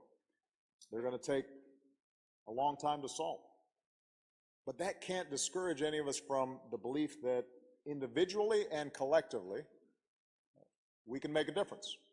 We can make things better. And rather than be daunted by those challenges should inspire us and excite us, because it gives us an opportunity to make our mark on the world in ways that we haven't even yet scratched the surface of. We have to reject the notion that we're suddenly gripped by forces that we cannot control. We've got to embrace the longer and more optimistic view of history and the part that we play in it. And if you are skeptical of such optimism, I will say something that may sound controversial. I used to say this to my staff in the White House, young interns who would come in, any group of young people that I met with, and that is that by just about every measure, America is better and the world is better than it was 50 years ago, 30 years ago, or even 10 years ago. And I know that statement doesn't jibe with the steady stream of bad news and cynicism that we're fed through television and Twitter, but think about it. I was born, I know I have gray hair, but I don't consider myself that old. But I was born at a time when women and people of color were systematically, routinely excluded from enormous portions of American life. Today, women and minorities have risen up the ranks of business and politics and everywhere else. And even if we still have miles to travel and innumerable laws and hearts and minds to change, the shift in what this country is and what it means is astonishing, remarkable, and it's happened when you measure it against the scope of human history in an instant. Just since I graduated from college, crime rates, teen birth rates, dropout rates, the share of people living in poverty have dropped, and in some cases dropped dramatically. The share of Americans with college education is up, despite a massive global recession. In the final years of my presidency, the uninsured rate reached a new low. Median household income reached a new high. That's here in the United States. Worldwide, our progress is even more remarkable. And Bill can rattle off these statistics better than I can. But over the past 100 years, we've come from a world where only a small fraction of women could vote to a world where almost every woman can. Since the 1950s, the global average life expectancy has grown by more than 20 years. Since 1990, we have cut extreme poverty and childhood mortality in half. Keep in mind, I was in law school in 1990. It seems like yesterday. Since 2000, we've evolved from a world without marriage equality to one where it's a reality in more than 24 countries. All of this has happened in such a steady march that sometimes we have a tendency to take it for granted. But I often ask when I meet with young people, if you had to choose any moment in history in which to be born, and you didn't know in advance whether you were going to be male or female, what country you were going to be from, what your status was, you'd choose right now, because the world has never been healthier or wealthier or better educated or in many ways more tolerant or less violent than it is today. Fewer people are dying young. More people are living not only longer but better. More girls are in school. More adults can read. More children get the vaccines that they need. Despite the enormous conflicts that break our hearts around the world, it's demonstrable that fewer people are being killed in wars and conflicts than ever before. This would be the time you'd want to be, showing up on this planet. And these trends are real. They do not make us complacent, but they should spur us to action, because it shows, despite the naysayers and the cynicism, that in fact, change can happen. They're not the result of mysterious forces of chance. They happen because countless people, like you, toiling for many years, chose to make this progress. Some, like Bill and Melinda, have enormous wealth and influence. Others, like Justin Trudeau, who I know addressed you earlier, have formal political offices. But the majority of people who made these advances were citizens, doctors, nurses, entrepreneurs, clergy, moms, community leaders, activists, union leaders, who mobilized and organized and voted and innovated and pushed for change. And by the way, they knew at every step of the way that they would not get everything they wanted as fast as they wanted. They knew that progress required struggle and perseverance and discipline and faith. They knew that sometimes for every 2 steps forward, you'll take a step back. But they made things better. And this is something I always had to emphasize to my staff when I was president. Better is good. No, you laugh, but sometimes people forget that. I will take better every time. So that's what's needed today. The engagement of everyone who wants to see a better future for our children. And it can be frustrating. I'll take an example here in the United States over the past 8 years. Thousands upon thousands of Americans threw themselves into the collective effort of reforming our healthcare system. Those of you who live in countries that already have universal healthcare are trying to figure out what's the controversy here. I am too. These people,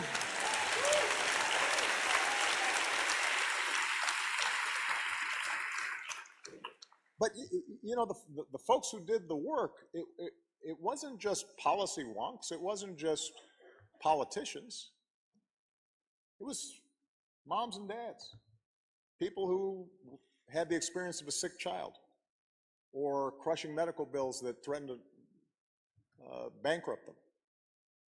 Maybe a parent who was lost to cancer that had that person got a regular checkup might have been caught earlier. And those voices from every walk of life in every corner of the country, against all odds, made a difference. And for the first time, more than 90% of Americans know the security of health insurance.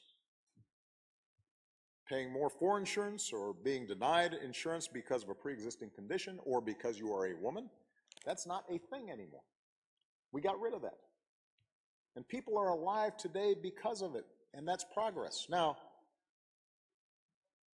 the legislation that we passed was full of things that still need to be fixed. It wasn't perfect, but it was better. And so when I see people trying to undo that hard-won progress for the 50th or 60th time, with bills that would raise costs or reduce coverage, or roll back protections for older Americans or people with pre-existing conditions, the cancer survivor, the expecting mom, or the child with autism or asthma, for whom coverage once again would be almost unattainable, it is aggravating. And all of this being done without any demonstrable economic or actuarial or plain common sense rationale, it frustrates. And it's certainly frustrating to have to mobilize every couple of months to keep our leaders from inflicting real human suffering on our constituents. But, you know, typically that's how progress is won and how progress is maintained on every issue. We have to stand up for each other, recognize that progress is never inevitable, that it often can be fragile, it's in need of constant renewal, and our individual progress and our collective progress depends on our willingness to roll up our sleeves and work. And not be afraid to work. So, in conclusion, each of us can make a difference, and I know I'm preaching to the choir here because otherwise you wouldn't be a goalkeeper. But many of you are young and maybe have only seen forward momentum and may not have seen backward momentum yet. Many of you may confront hurdles and roadblocks and disappointments in the future. And when that happens, that's the test. The test is not how do you feel when things are going good or when you are at a cool conference in New York with Bill and Melinda Gates and Will I Am. Right? The test is when you're in the field and you're on the ground and you are doing work and people are resisting or misunderstanding or purposely undermining efforts that you know can make a difference. And how do you respond to that? And what I'm suggesting here today is that your response has to be to reject cynicism and reject pessimism and push forward with a certain infectious and relentless optimism. Not blind optimism, not one that ignores the scale and the scope of challenges, but that hard-earned optimism that's rooted in the stories of very real progress that have occurred throughout human history. And the recognition that our successes, even though sometimes they're small or incomplete, accumulate. They build, and they create a trajectory that's better and will mean some girl somewhere getting an education that otherwise she wouldn't have had. That'll mean some farmer being able to cultivate a crop to feed his family, and if enough of them do it, feed a nation. That's what you're fighting for at every moment. Because each new generation stands on the successes of the previous generation. It's like a relay race that we're running. Each generation reaches up, standing on that previous generation, and bends that arc of history in the direction of more freedom and more opportunity and more justice. That's why I spend so much time when I was president, convening young leaders on every continent that I visited. That's why in my post-presidency, my emphasis is going to be on training the next generation of leaders to take their own crack at changing the world through the Obama Foundation, which will be based in Chicago, but will have projects and programs and digital networks all across the globe. And I'm hoping I get a chance to work with some of you because I have great faith in you, just as I know Bill and Melinda have great faith in you. And I'm certain that if you keep pushing forward, then America and the world are going to be just fine. Thank you very much.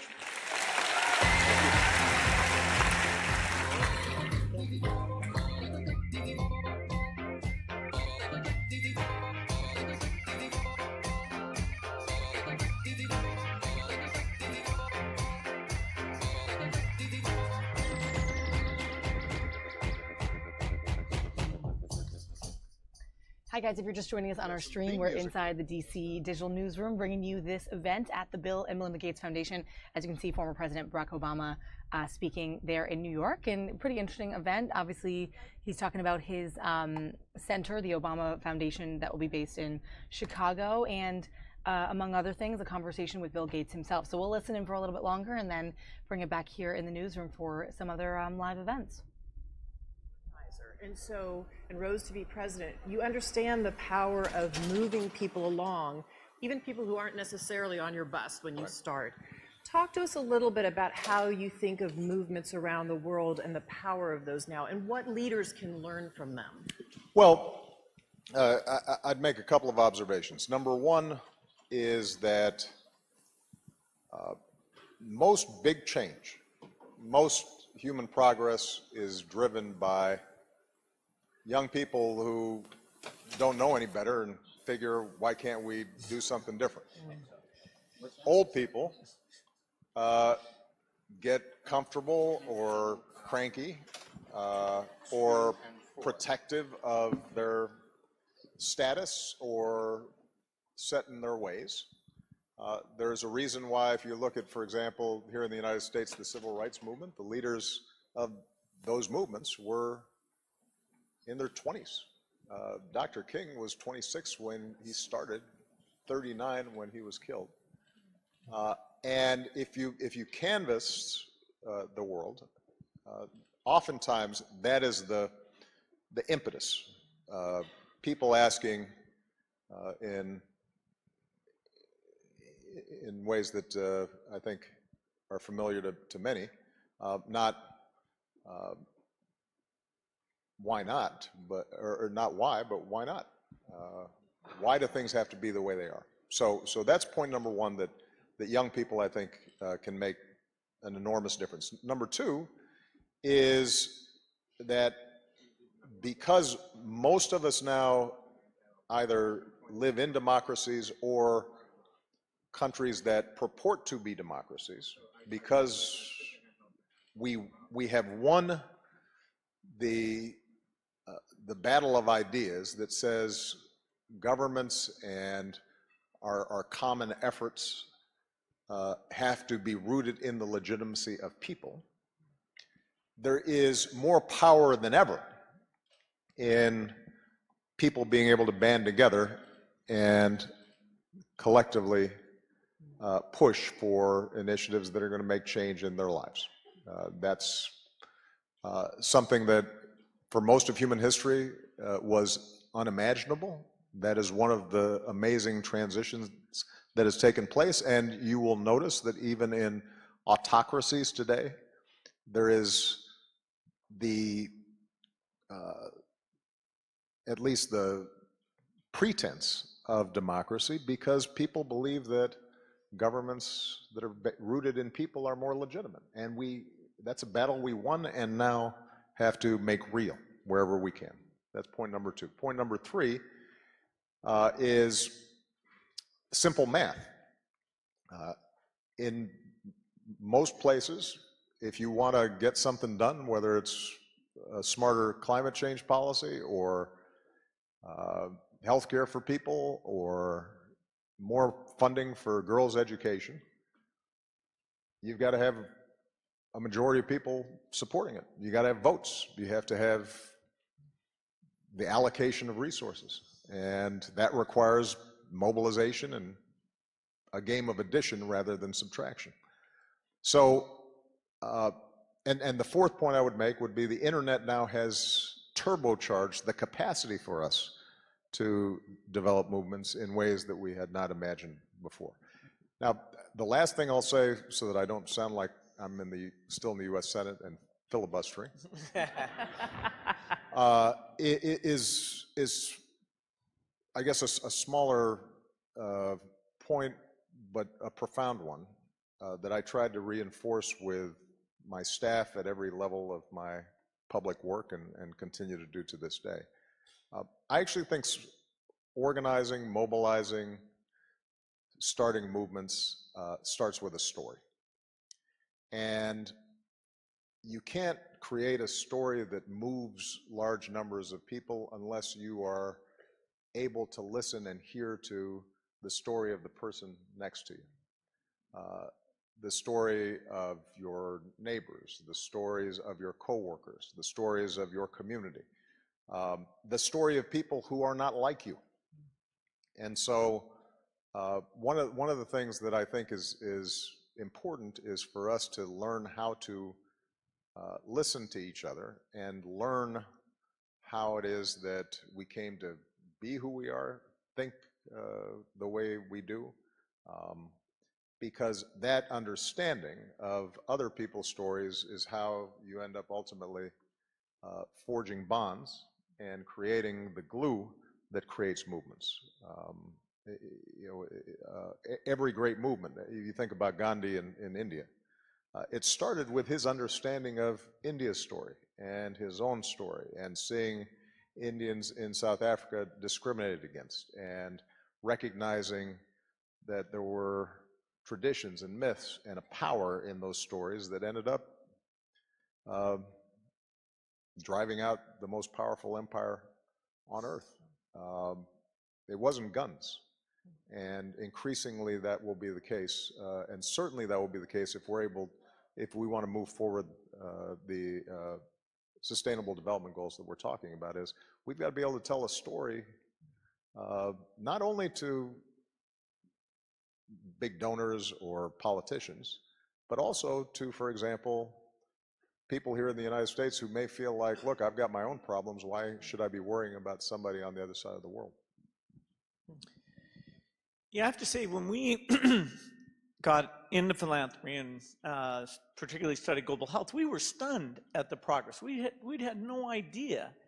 And it's kind of amazing if you ask even very well-educated people, what's happened with vaccination, what's happened with HIV. They don't know the positive story. And a little bit the news is always going to focus on the setbacks, because that's what happened that day. The gradual progress doesn't fit that paradigm. And even people who raise money for these causes, I have to say, sometimes even some of the material we create is talking about the piece that remains as though it's never improved. Do you have any thoughts on how we get this more positive sense of progress going, and how we would get that word out? Well, look, you're talking to somebody who for 7 years tried to get the word out that things were going pretty good. and nobody, at least about 40% of the country didn't believe me until I was gone, and then suddenly they believed it and they said things are great.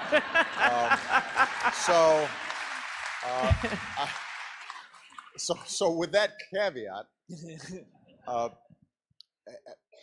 I'd make a couple observations. One, you're right, Bill. There is the nature of the media and maybe just the human brain is to fasten on what's wrong, not on what's right. And I'm not sure we're going to be able to change that, right? Visual displays of a fire are much more interesting than just a building sitting there. And so the fire is going to make the news. The building sitting there nicely and people are walking their dogs in front of it and stuff, that will not make the news. So I don't think that we can count on conventional media necessarily to spread the word.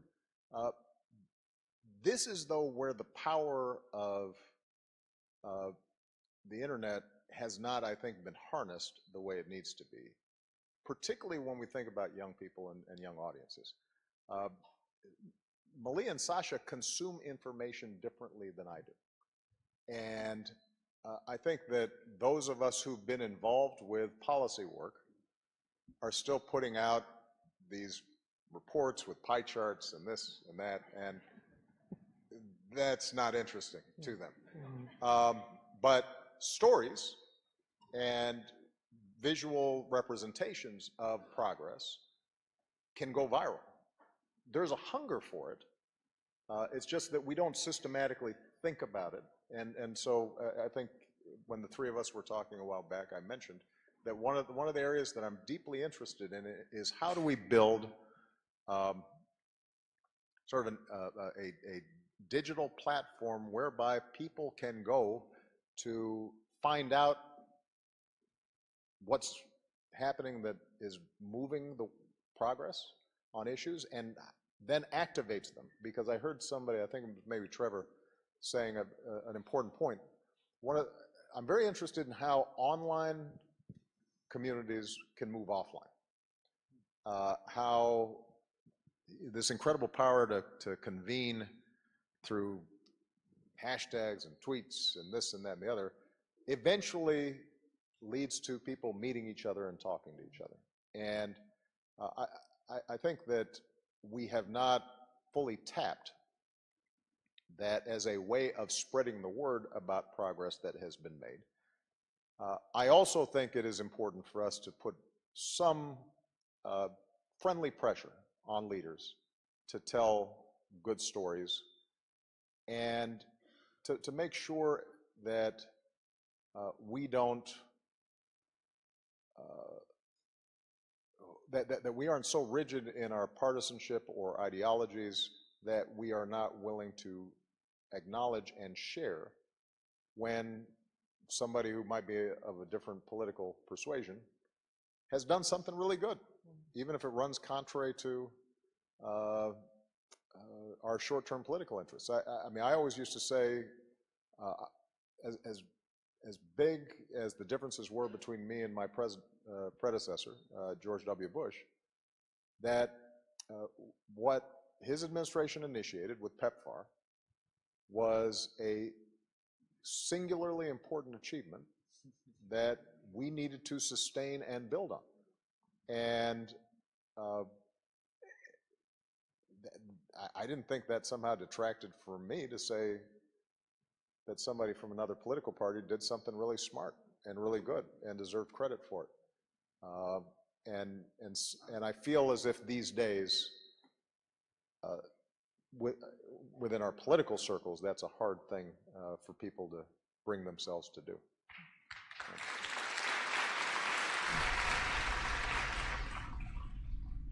Guys, meanwhile, while Barack Obama is speaking at this Bill and Melinda Gates Foundation event, President Trump is sitting down with leaders at the UN Security Council and the UN event this week as he's there. Vice President Pence also there this morning.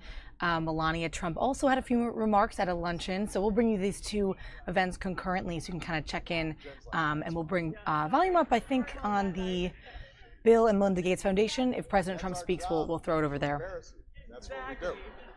I just did it. Job done right there.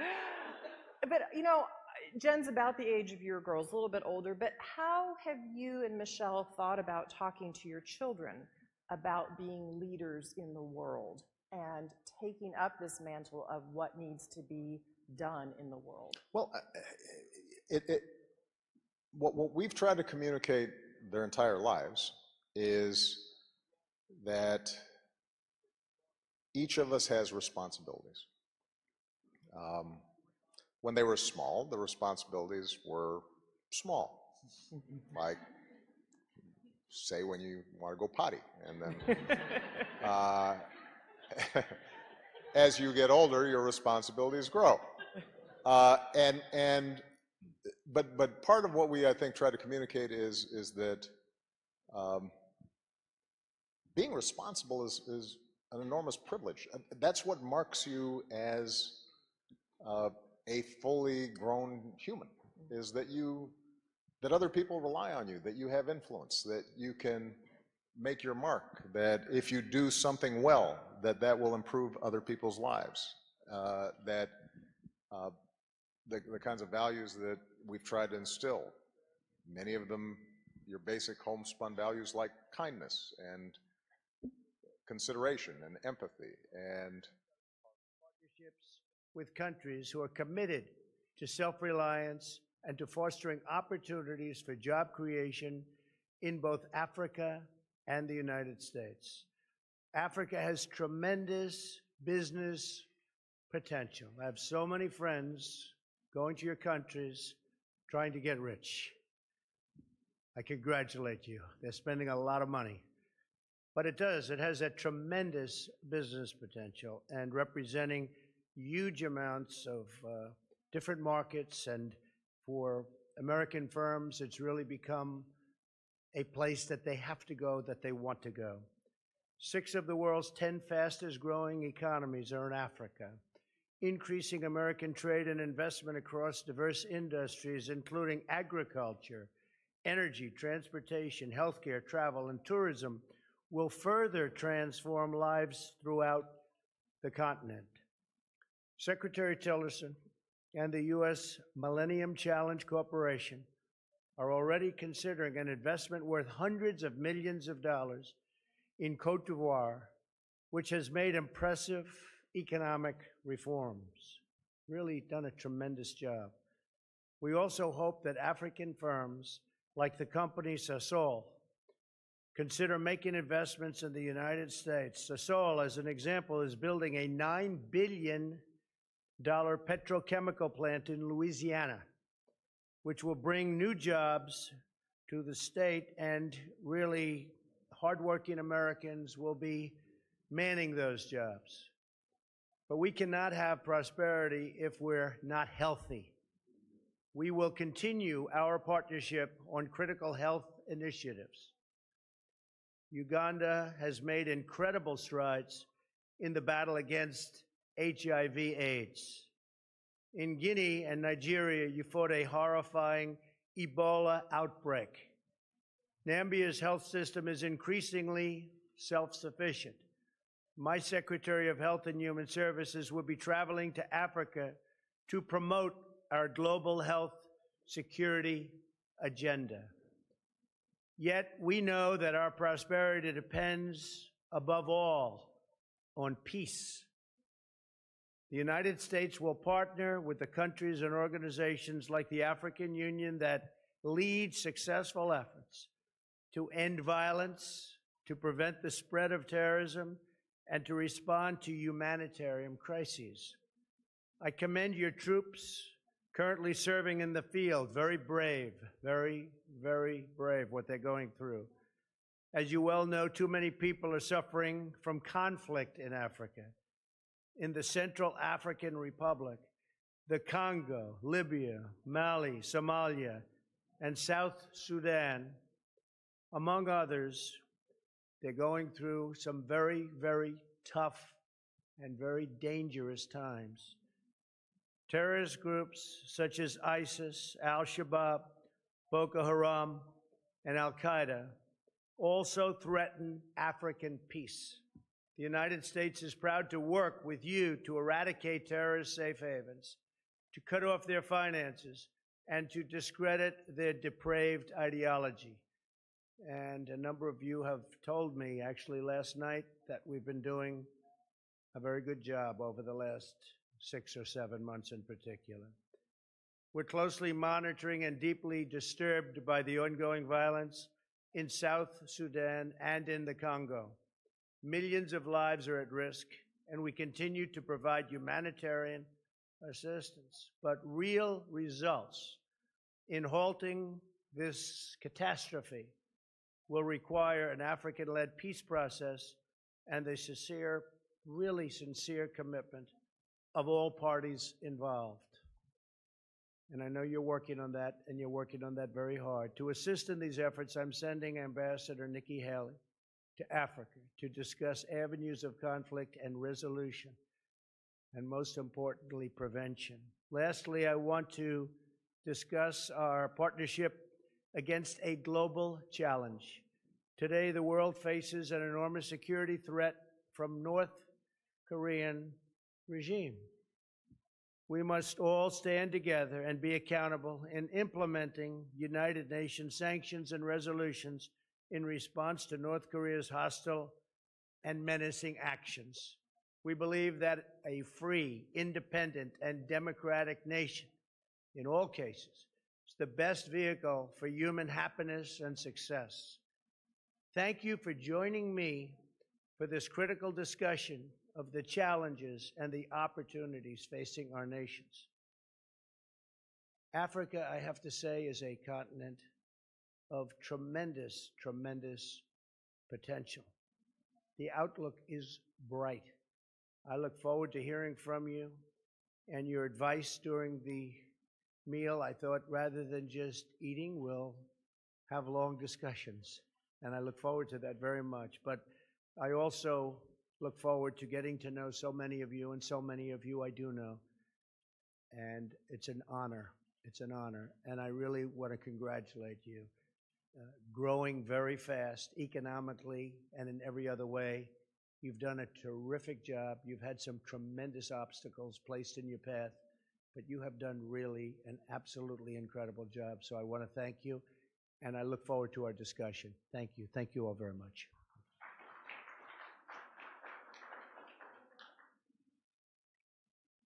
Ladies and gentlemen, it's a great privilege to introduce President Alpha Condé for his response as President of the African Union.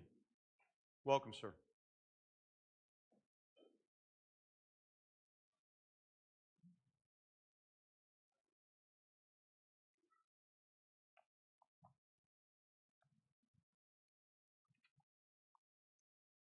Mr. President, President Trump, President of the United States, Excellencies, heads of state and government, dear guests, ladies and gentlemen. First of all, I would like to thank President Donald Trump for organizing this working lunch and for inviting us, which shows how much importance he shows to Africa. Our presence among you reflects the excellent nature of the friendship and cooperation that exists between the United States and Africa. These relations have developed remarkably over the years in the mutual interest of our peoples. The strategic partnership we are working to diversify is built on the foundation of the ties we have built. All right, guys, like I was mentioning, we have these two events going on here. Former President Barack Obama in New York with the Bill and Melinda Gates Foundation speaking on a special event. And then there President Trump making remarks at the African Leaders Luncheon. And it seems like his remarks are finished. So we're going to go back to this event in New York with Bill and Melinda Gates sitting down with former President Obama. As we keep an eye on all the kind of breaking stuff and what sources that we get in. Just a heads up, if you missed our big segment on Hurricane Maria, that is at the beginning of the stream. So when we end this stream, you can go back and see our hour-long conversation with meteorologist Mike Thomas all about what's happening with Maria in the Caribbean as it creeps up and made landfall on Puerto Rico early this morning. So let's bring this full screen. We'll go back up to the Bill and Melinda Gates Foundation. A sufficient security trigger when a pandemic or something else happens, that is achievable. And it shouldn't be controversial. It's just a matter of digging in and getting the work done. When it comes to girls' education, there may be cultural resistance in some places to actually getting it done, but generally speaking, there aren't that many folks who will explicitly say, I'm sorry, we don't want to educate our girls and women. As a practical matter, you may see that in certain countries, but at the level of our multilateral institutions, there should be a broad consensus. And so what I would hope for is that we come up with concrete plans in those areas,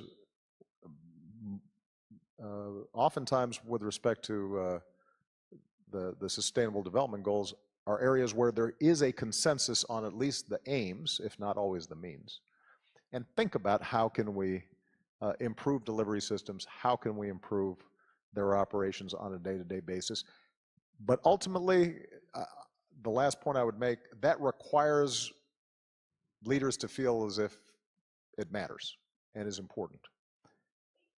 That in turn requires the public think that it matters and is important, because unfortunately what you discover is that most politicians and elected leaders are followers and not leaders. They're called leaders, but most of the time they follow. They see what do their constituencies care about, and they respond. And one of the biggest challenges that we've had is that, and I speak most intimately about the United States,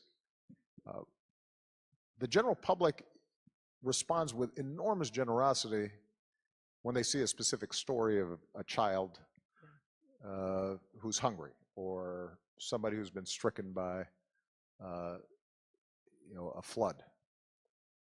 But when it comes to just a general knowledge or interest in development funding, not only do they not know much, but they oftentimes have a negative reaction, because their view is, we've got a lot of needs here at home, why are we sending money overseas? Sadly, it is one of the only areas where Democrats and Republicans agree in the United States is on foreign aid. And repeatedly you've seen public opinion surveys where people wildly overestimate what we spend on foreign aid. They think 25% of the federal budget is going to foreign aid and helping people other than folks in their towns and their communities. So the need for public education in the ways we talked about, that promote, that tell a good story, that point out that this is actually a bargain, that connect what we do with respect to development to security, not in a perfect correlation, but to say that, look, if you've got failed states, then generally some of that's going to spill over on us.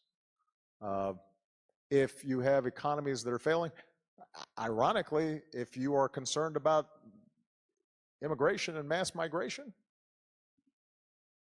it's really a good investment to make countries work so that people can eat, because then it's not like they're dying to get on a dinghy and float across an ocean. If the country where they were born and they loved was functioning. So thinking about ways in which we describe this both as an economic imperative, an environmental imperative, a security imperative, the more we can influence public opinion, the more you'll see politicians respond. That doesn't mean that there is not an enormous role to play for NGOs, philanthropy, and so forth. But, and I've said this to both Bill and Melinda, even with the incredible generosity and enormous skill with which they've deployed their resources over the years, the U.S. budget's still bigger. Absolutely. A lot bigger. And a lot. You know, this notion that you can, that I hear sometimes from young people, that you can work around government and work around politics because it's too messy or it's corrupt or it's, you know, I just don't like those folks or what have you. I'm sorry, guys, that's not going to work. If you want to get done what you're talking about, you will have to combine effective philanthropy and technical know-how and you know, smart policy engineering with getting your hands dirty, trying to change public opinion and trying to ensure that the people who are in charge of the levers of power are responsive. And that will require work, and I guarantee you, you will be disappointed at points. But what a glorious thing it is to be responsible for saving the world. That's your responsibility. And ours. Thanks.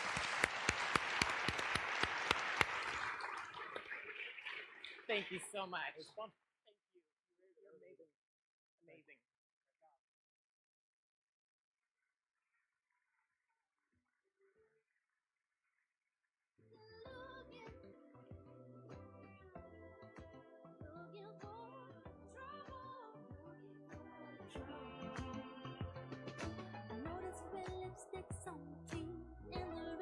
Am I on? Am I on? You can hear me. So remember how I said earlier on, well, I never. This is one of those moments. Well, I never. How is it that I am following the President of the United States? I mean, seriously. But before you panic, there is no need to panic, because fortunately for you all, it is lunchtime. Yes, you can cheer. It's okay. You can cheer. And after lunch, things are going to get very interactive around here. So for those of you who are shy, maybe a little Dutch courage over lunch, because yeah, it's going to get really intimate around here, and it's going to get very emotional. After lunch, we're going to dive into what lots of you are already doing as goalkeepers and how all of you in this room can become goalkeepers and actually use those goals to achieve your own personal missions. I think you're going to find it really interesting. All right, now, as you head to lunch, a couple of notes for you. Don't forget to look at Sarah Illenberger's amazing data installations. Don't forget Bill's bookstore either. That's all out there. Get your Instagram taken with our 17 Global Goals Cubes. Go and help yourself to the Global Goals M&Ms. I'll be face deep in those if you're looking for me. That's where I'll be. And get badges. Get lots and lots and lots of badges. And don't forget to take everything with you, because we're going to be moving things around. But most importantly, please don't get so excited that you forget to eat. We need you to eat, because this is one of those times where you're going to need your energy. But don't eat so much that you fall asleep when you come back. Because if you've seen Handmaid's Tale, we'll have people with cattle prods to wake you up if you fall asleep. So eat, don't overeat, come back, and we'll get personal. Enjoy lunch.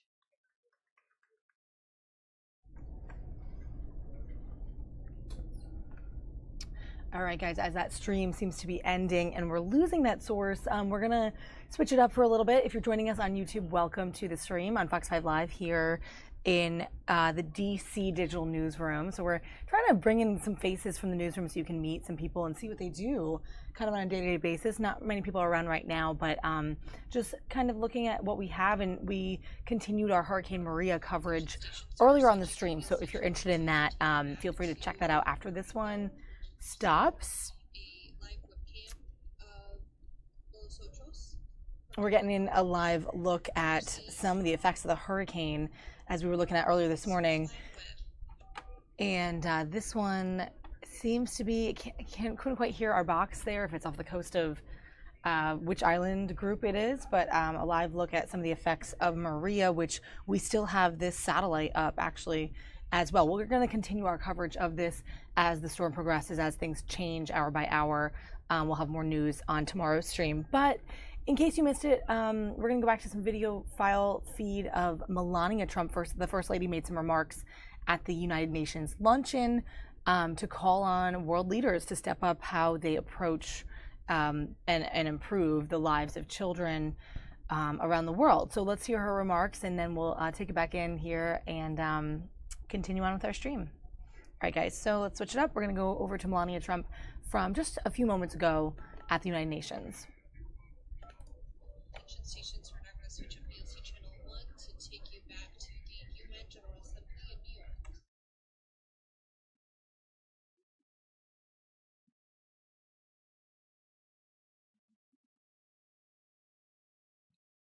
Good afternoon, Excellencies, distinguished delegates, ladies and gentlemen, colleagues and friends. I would like to welcome and thank all of you for joining me here today.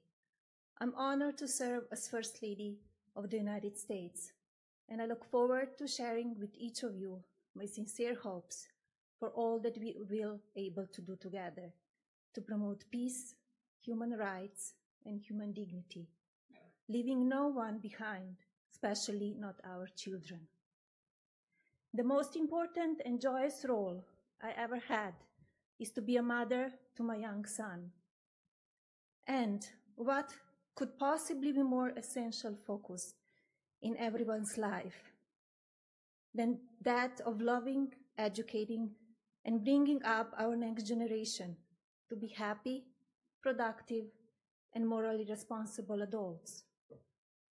Together, we must acknowledge that all too often is the weakest, most innocent, and vulnerable among us, our children, who ultimately suffer the most from the challenges that plague our societies.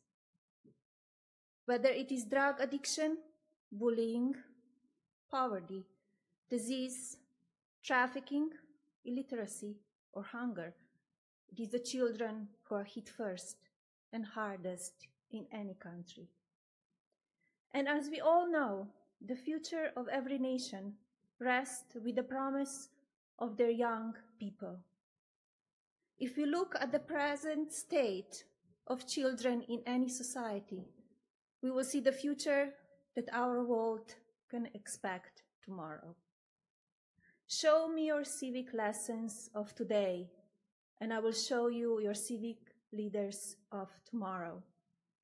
Show me your history lessons of today, and I will show you your political leaders of tomorrow.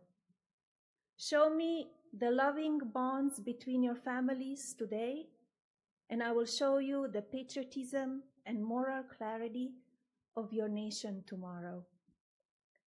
Our choices on how we raise and educate our children will in fact provide the blueprint for the next generation. If we do not advocate a love of country to our children and the generations to come, then why would our children grow up to fight for their countries, founding principles, and moral truths? If we do not teach our children the importance of helping those less fortunate, wherever they may be, then why would they become caring adults who dedicate themselves to charity?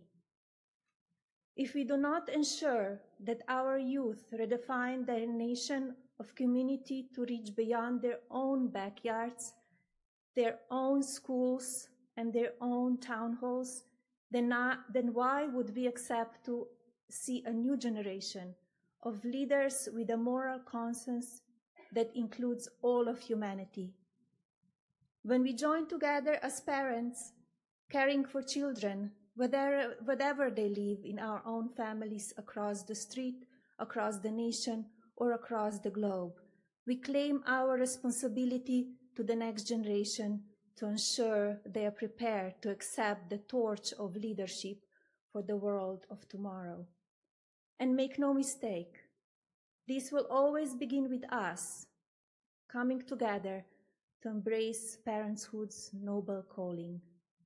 Nothing could be more urgent nor worthy a cause than preparing future generations for the adulthood with true moral clarity and responsibility. To achieve this, we must come together for the good of our children, because through them our future will be defined. Therefore, we must teach each child the values of empathy and communication that are at the core of the kindness, mindfulness, integrity, and leadership, which can only be taught by example. By our own example, we must teach children to be good stewards of the world they will inherit. We must remember that they are watching and listening, so we must never miss an opportunity to teach life's many ethical lessons along the way. As adults, we are not merely responsible, we are accountable.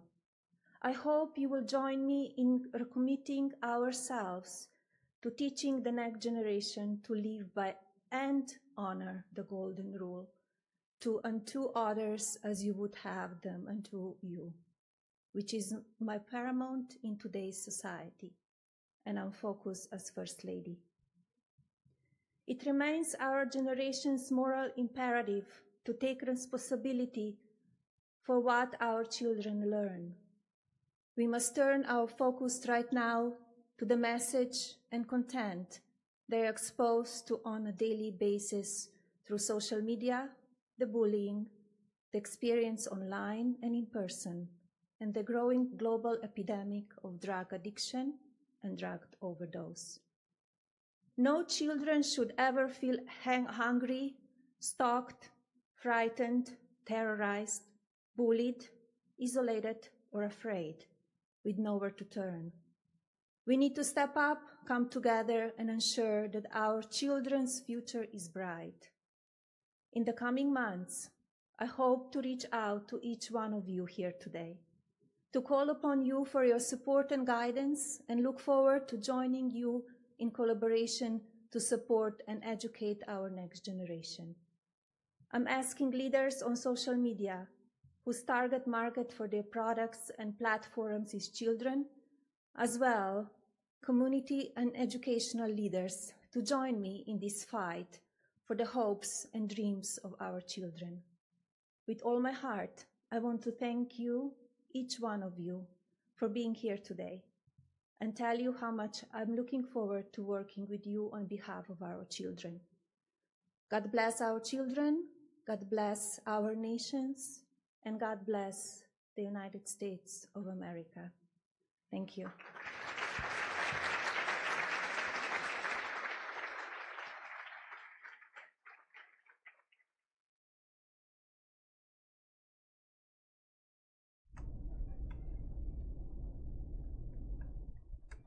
All right, guys, so that was Melania Trump from earlier today. We wanted to bring you that video making her remarks at the United Nations luncheon. Now, right below my face here is the continued event at the United Nations General Assembly, which goes on this week. And then upper right is a look off the coast, I believe, of San Juan, which got pummeled by Hurricane Maria this morning. And we're going to be following that throughout the week to bring you the updates on that hurricane, guys. But with that, more coverage as always throughout the week. The weekday time slot here around 11:30 into the afternoon around 2 o'clock. And you get a live look inside our DC newsroom. So if you missed any of this stream, feel free to go back and check it out. We often push our stuff to Facebook. So this morning we had a long, sort of hour-long segment on weather and on the hurricane, push to Facebook, but also here on the YouTube stream, and then kind of took it back for some more political news and some other stuff that was going on live. Tomorrow we'll have more faces and more breaking news, as always, from inside the newsroom, and we're going to bring that to you live. So, as always, continued coverage on our website and our other platforms. Fox 5 DC is our handle on everything, and more coverage on air tonight on our shows as well. So thanks for joining us in the digital kind of realm of things. We'll probably hear from some other reporters and sort of to recap their stories from today. And then, of course, like we mentioned, continued look at this hurricane that you see right here, this satellite. And we'll see where that's at tomorrow and sort of what the update is with that. So with that, guys, we'll leave you with this look of the beaches there down in the Caribbean, and sort of a rough camera feed of what it looks like there, but you get the gist of sort of how intense and really dangerous and devastating this storm can be. We'll keep you updated on all of that this week. So again, thanks for joining us, guys, for Fox 5 Live. We'll see you tomorrow, same time, on our stream here, guys. Thanks for subscribing and for being part of our channel today. We'll see you soon.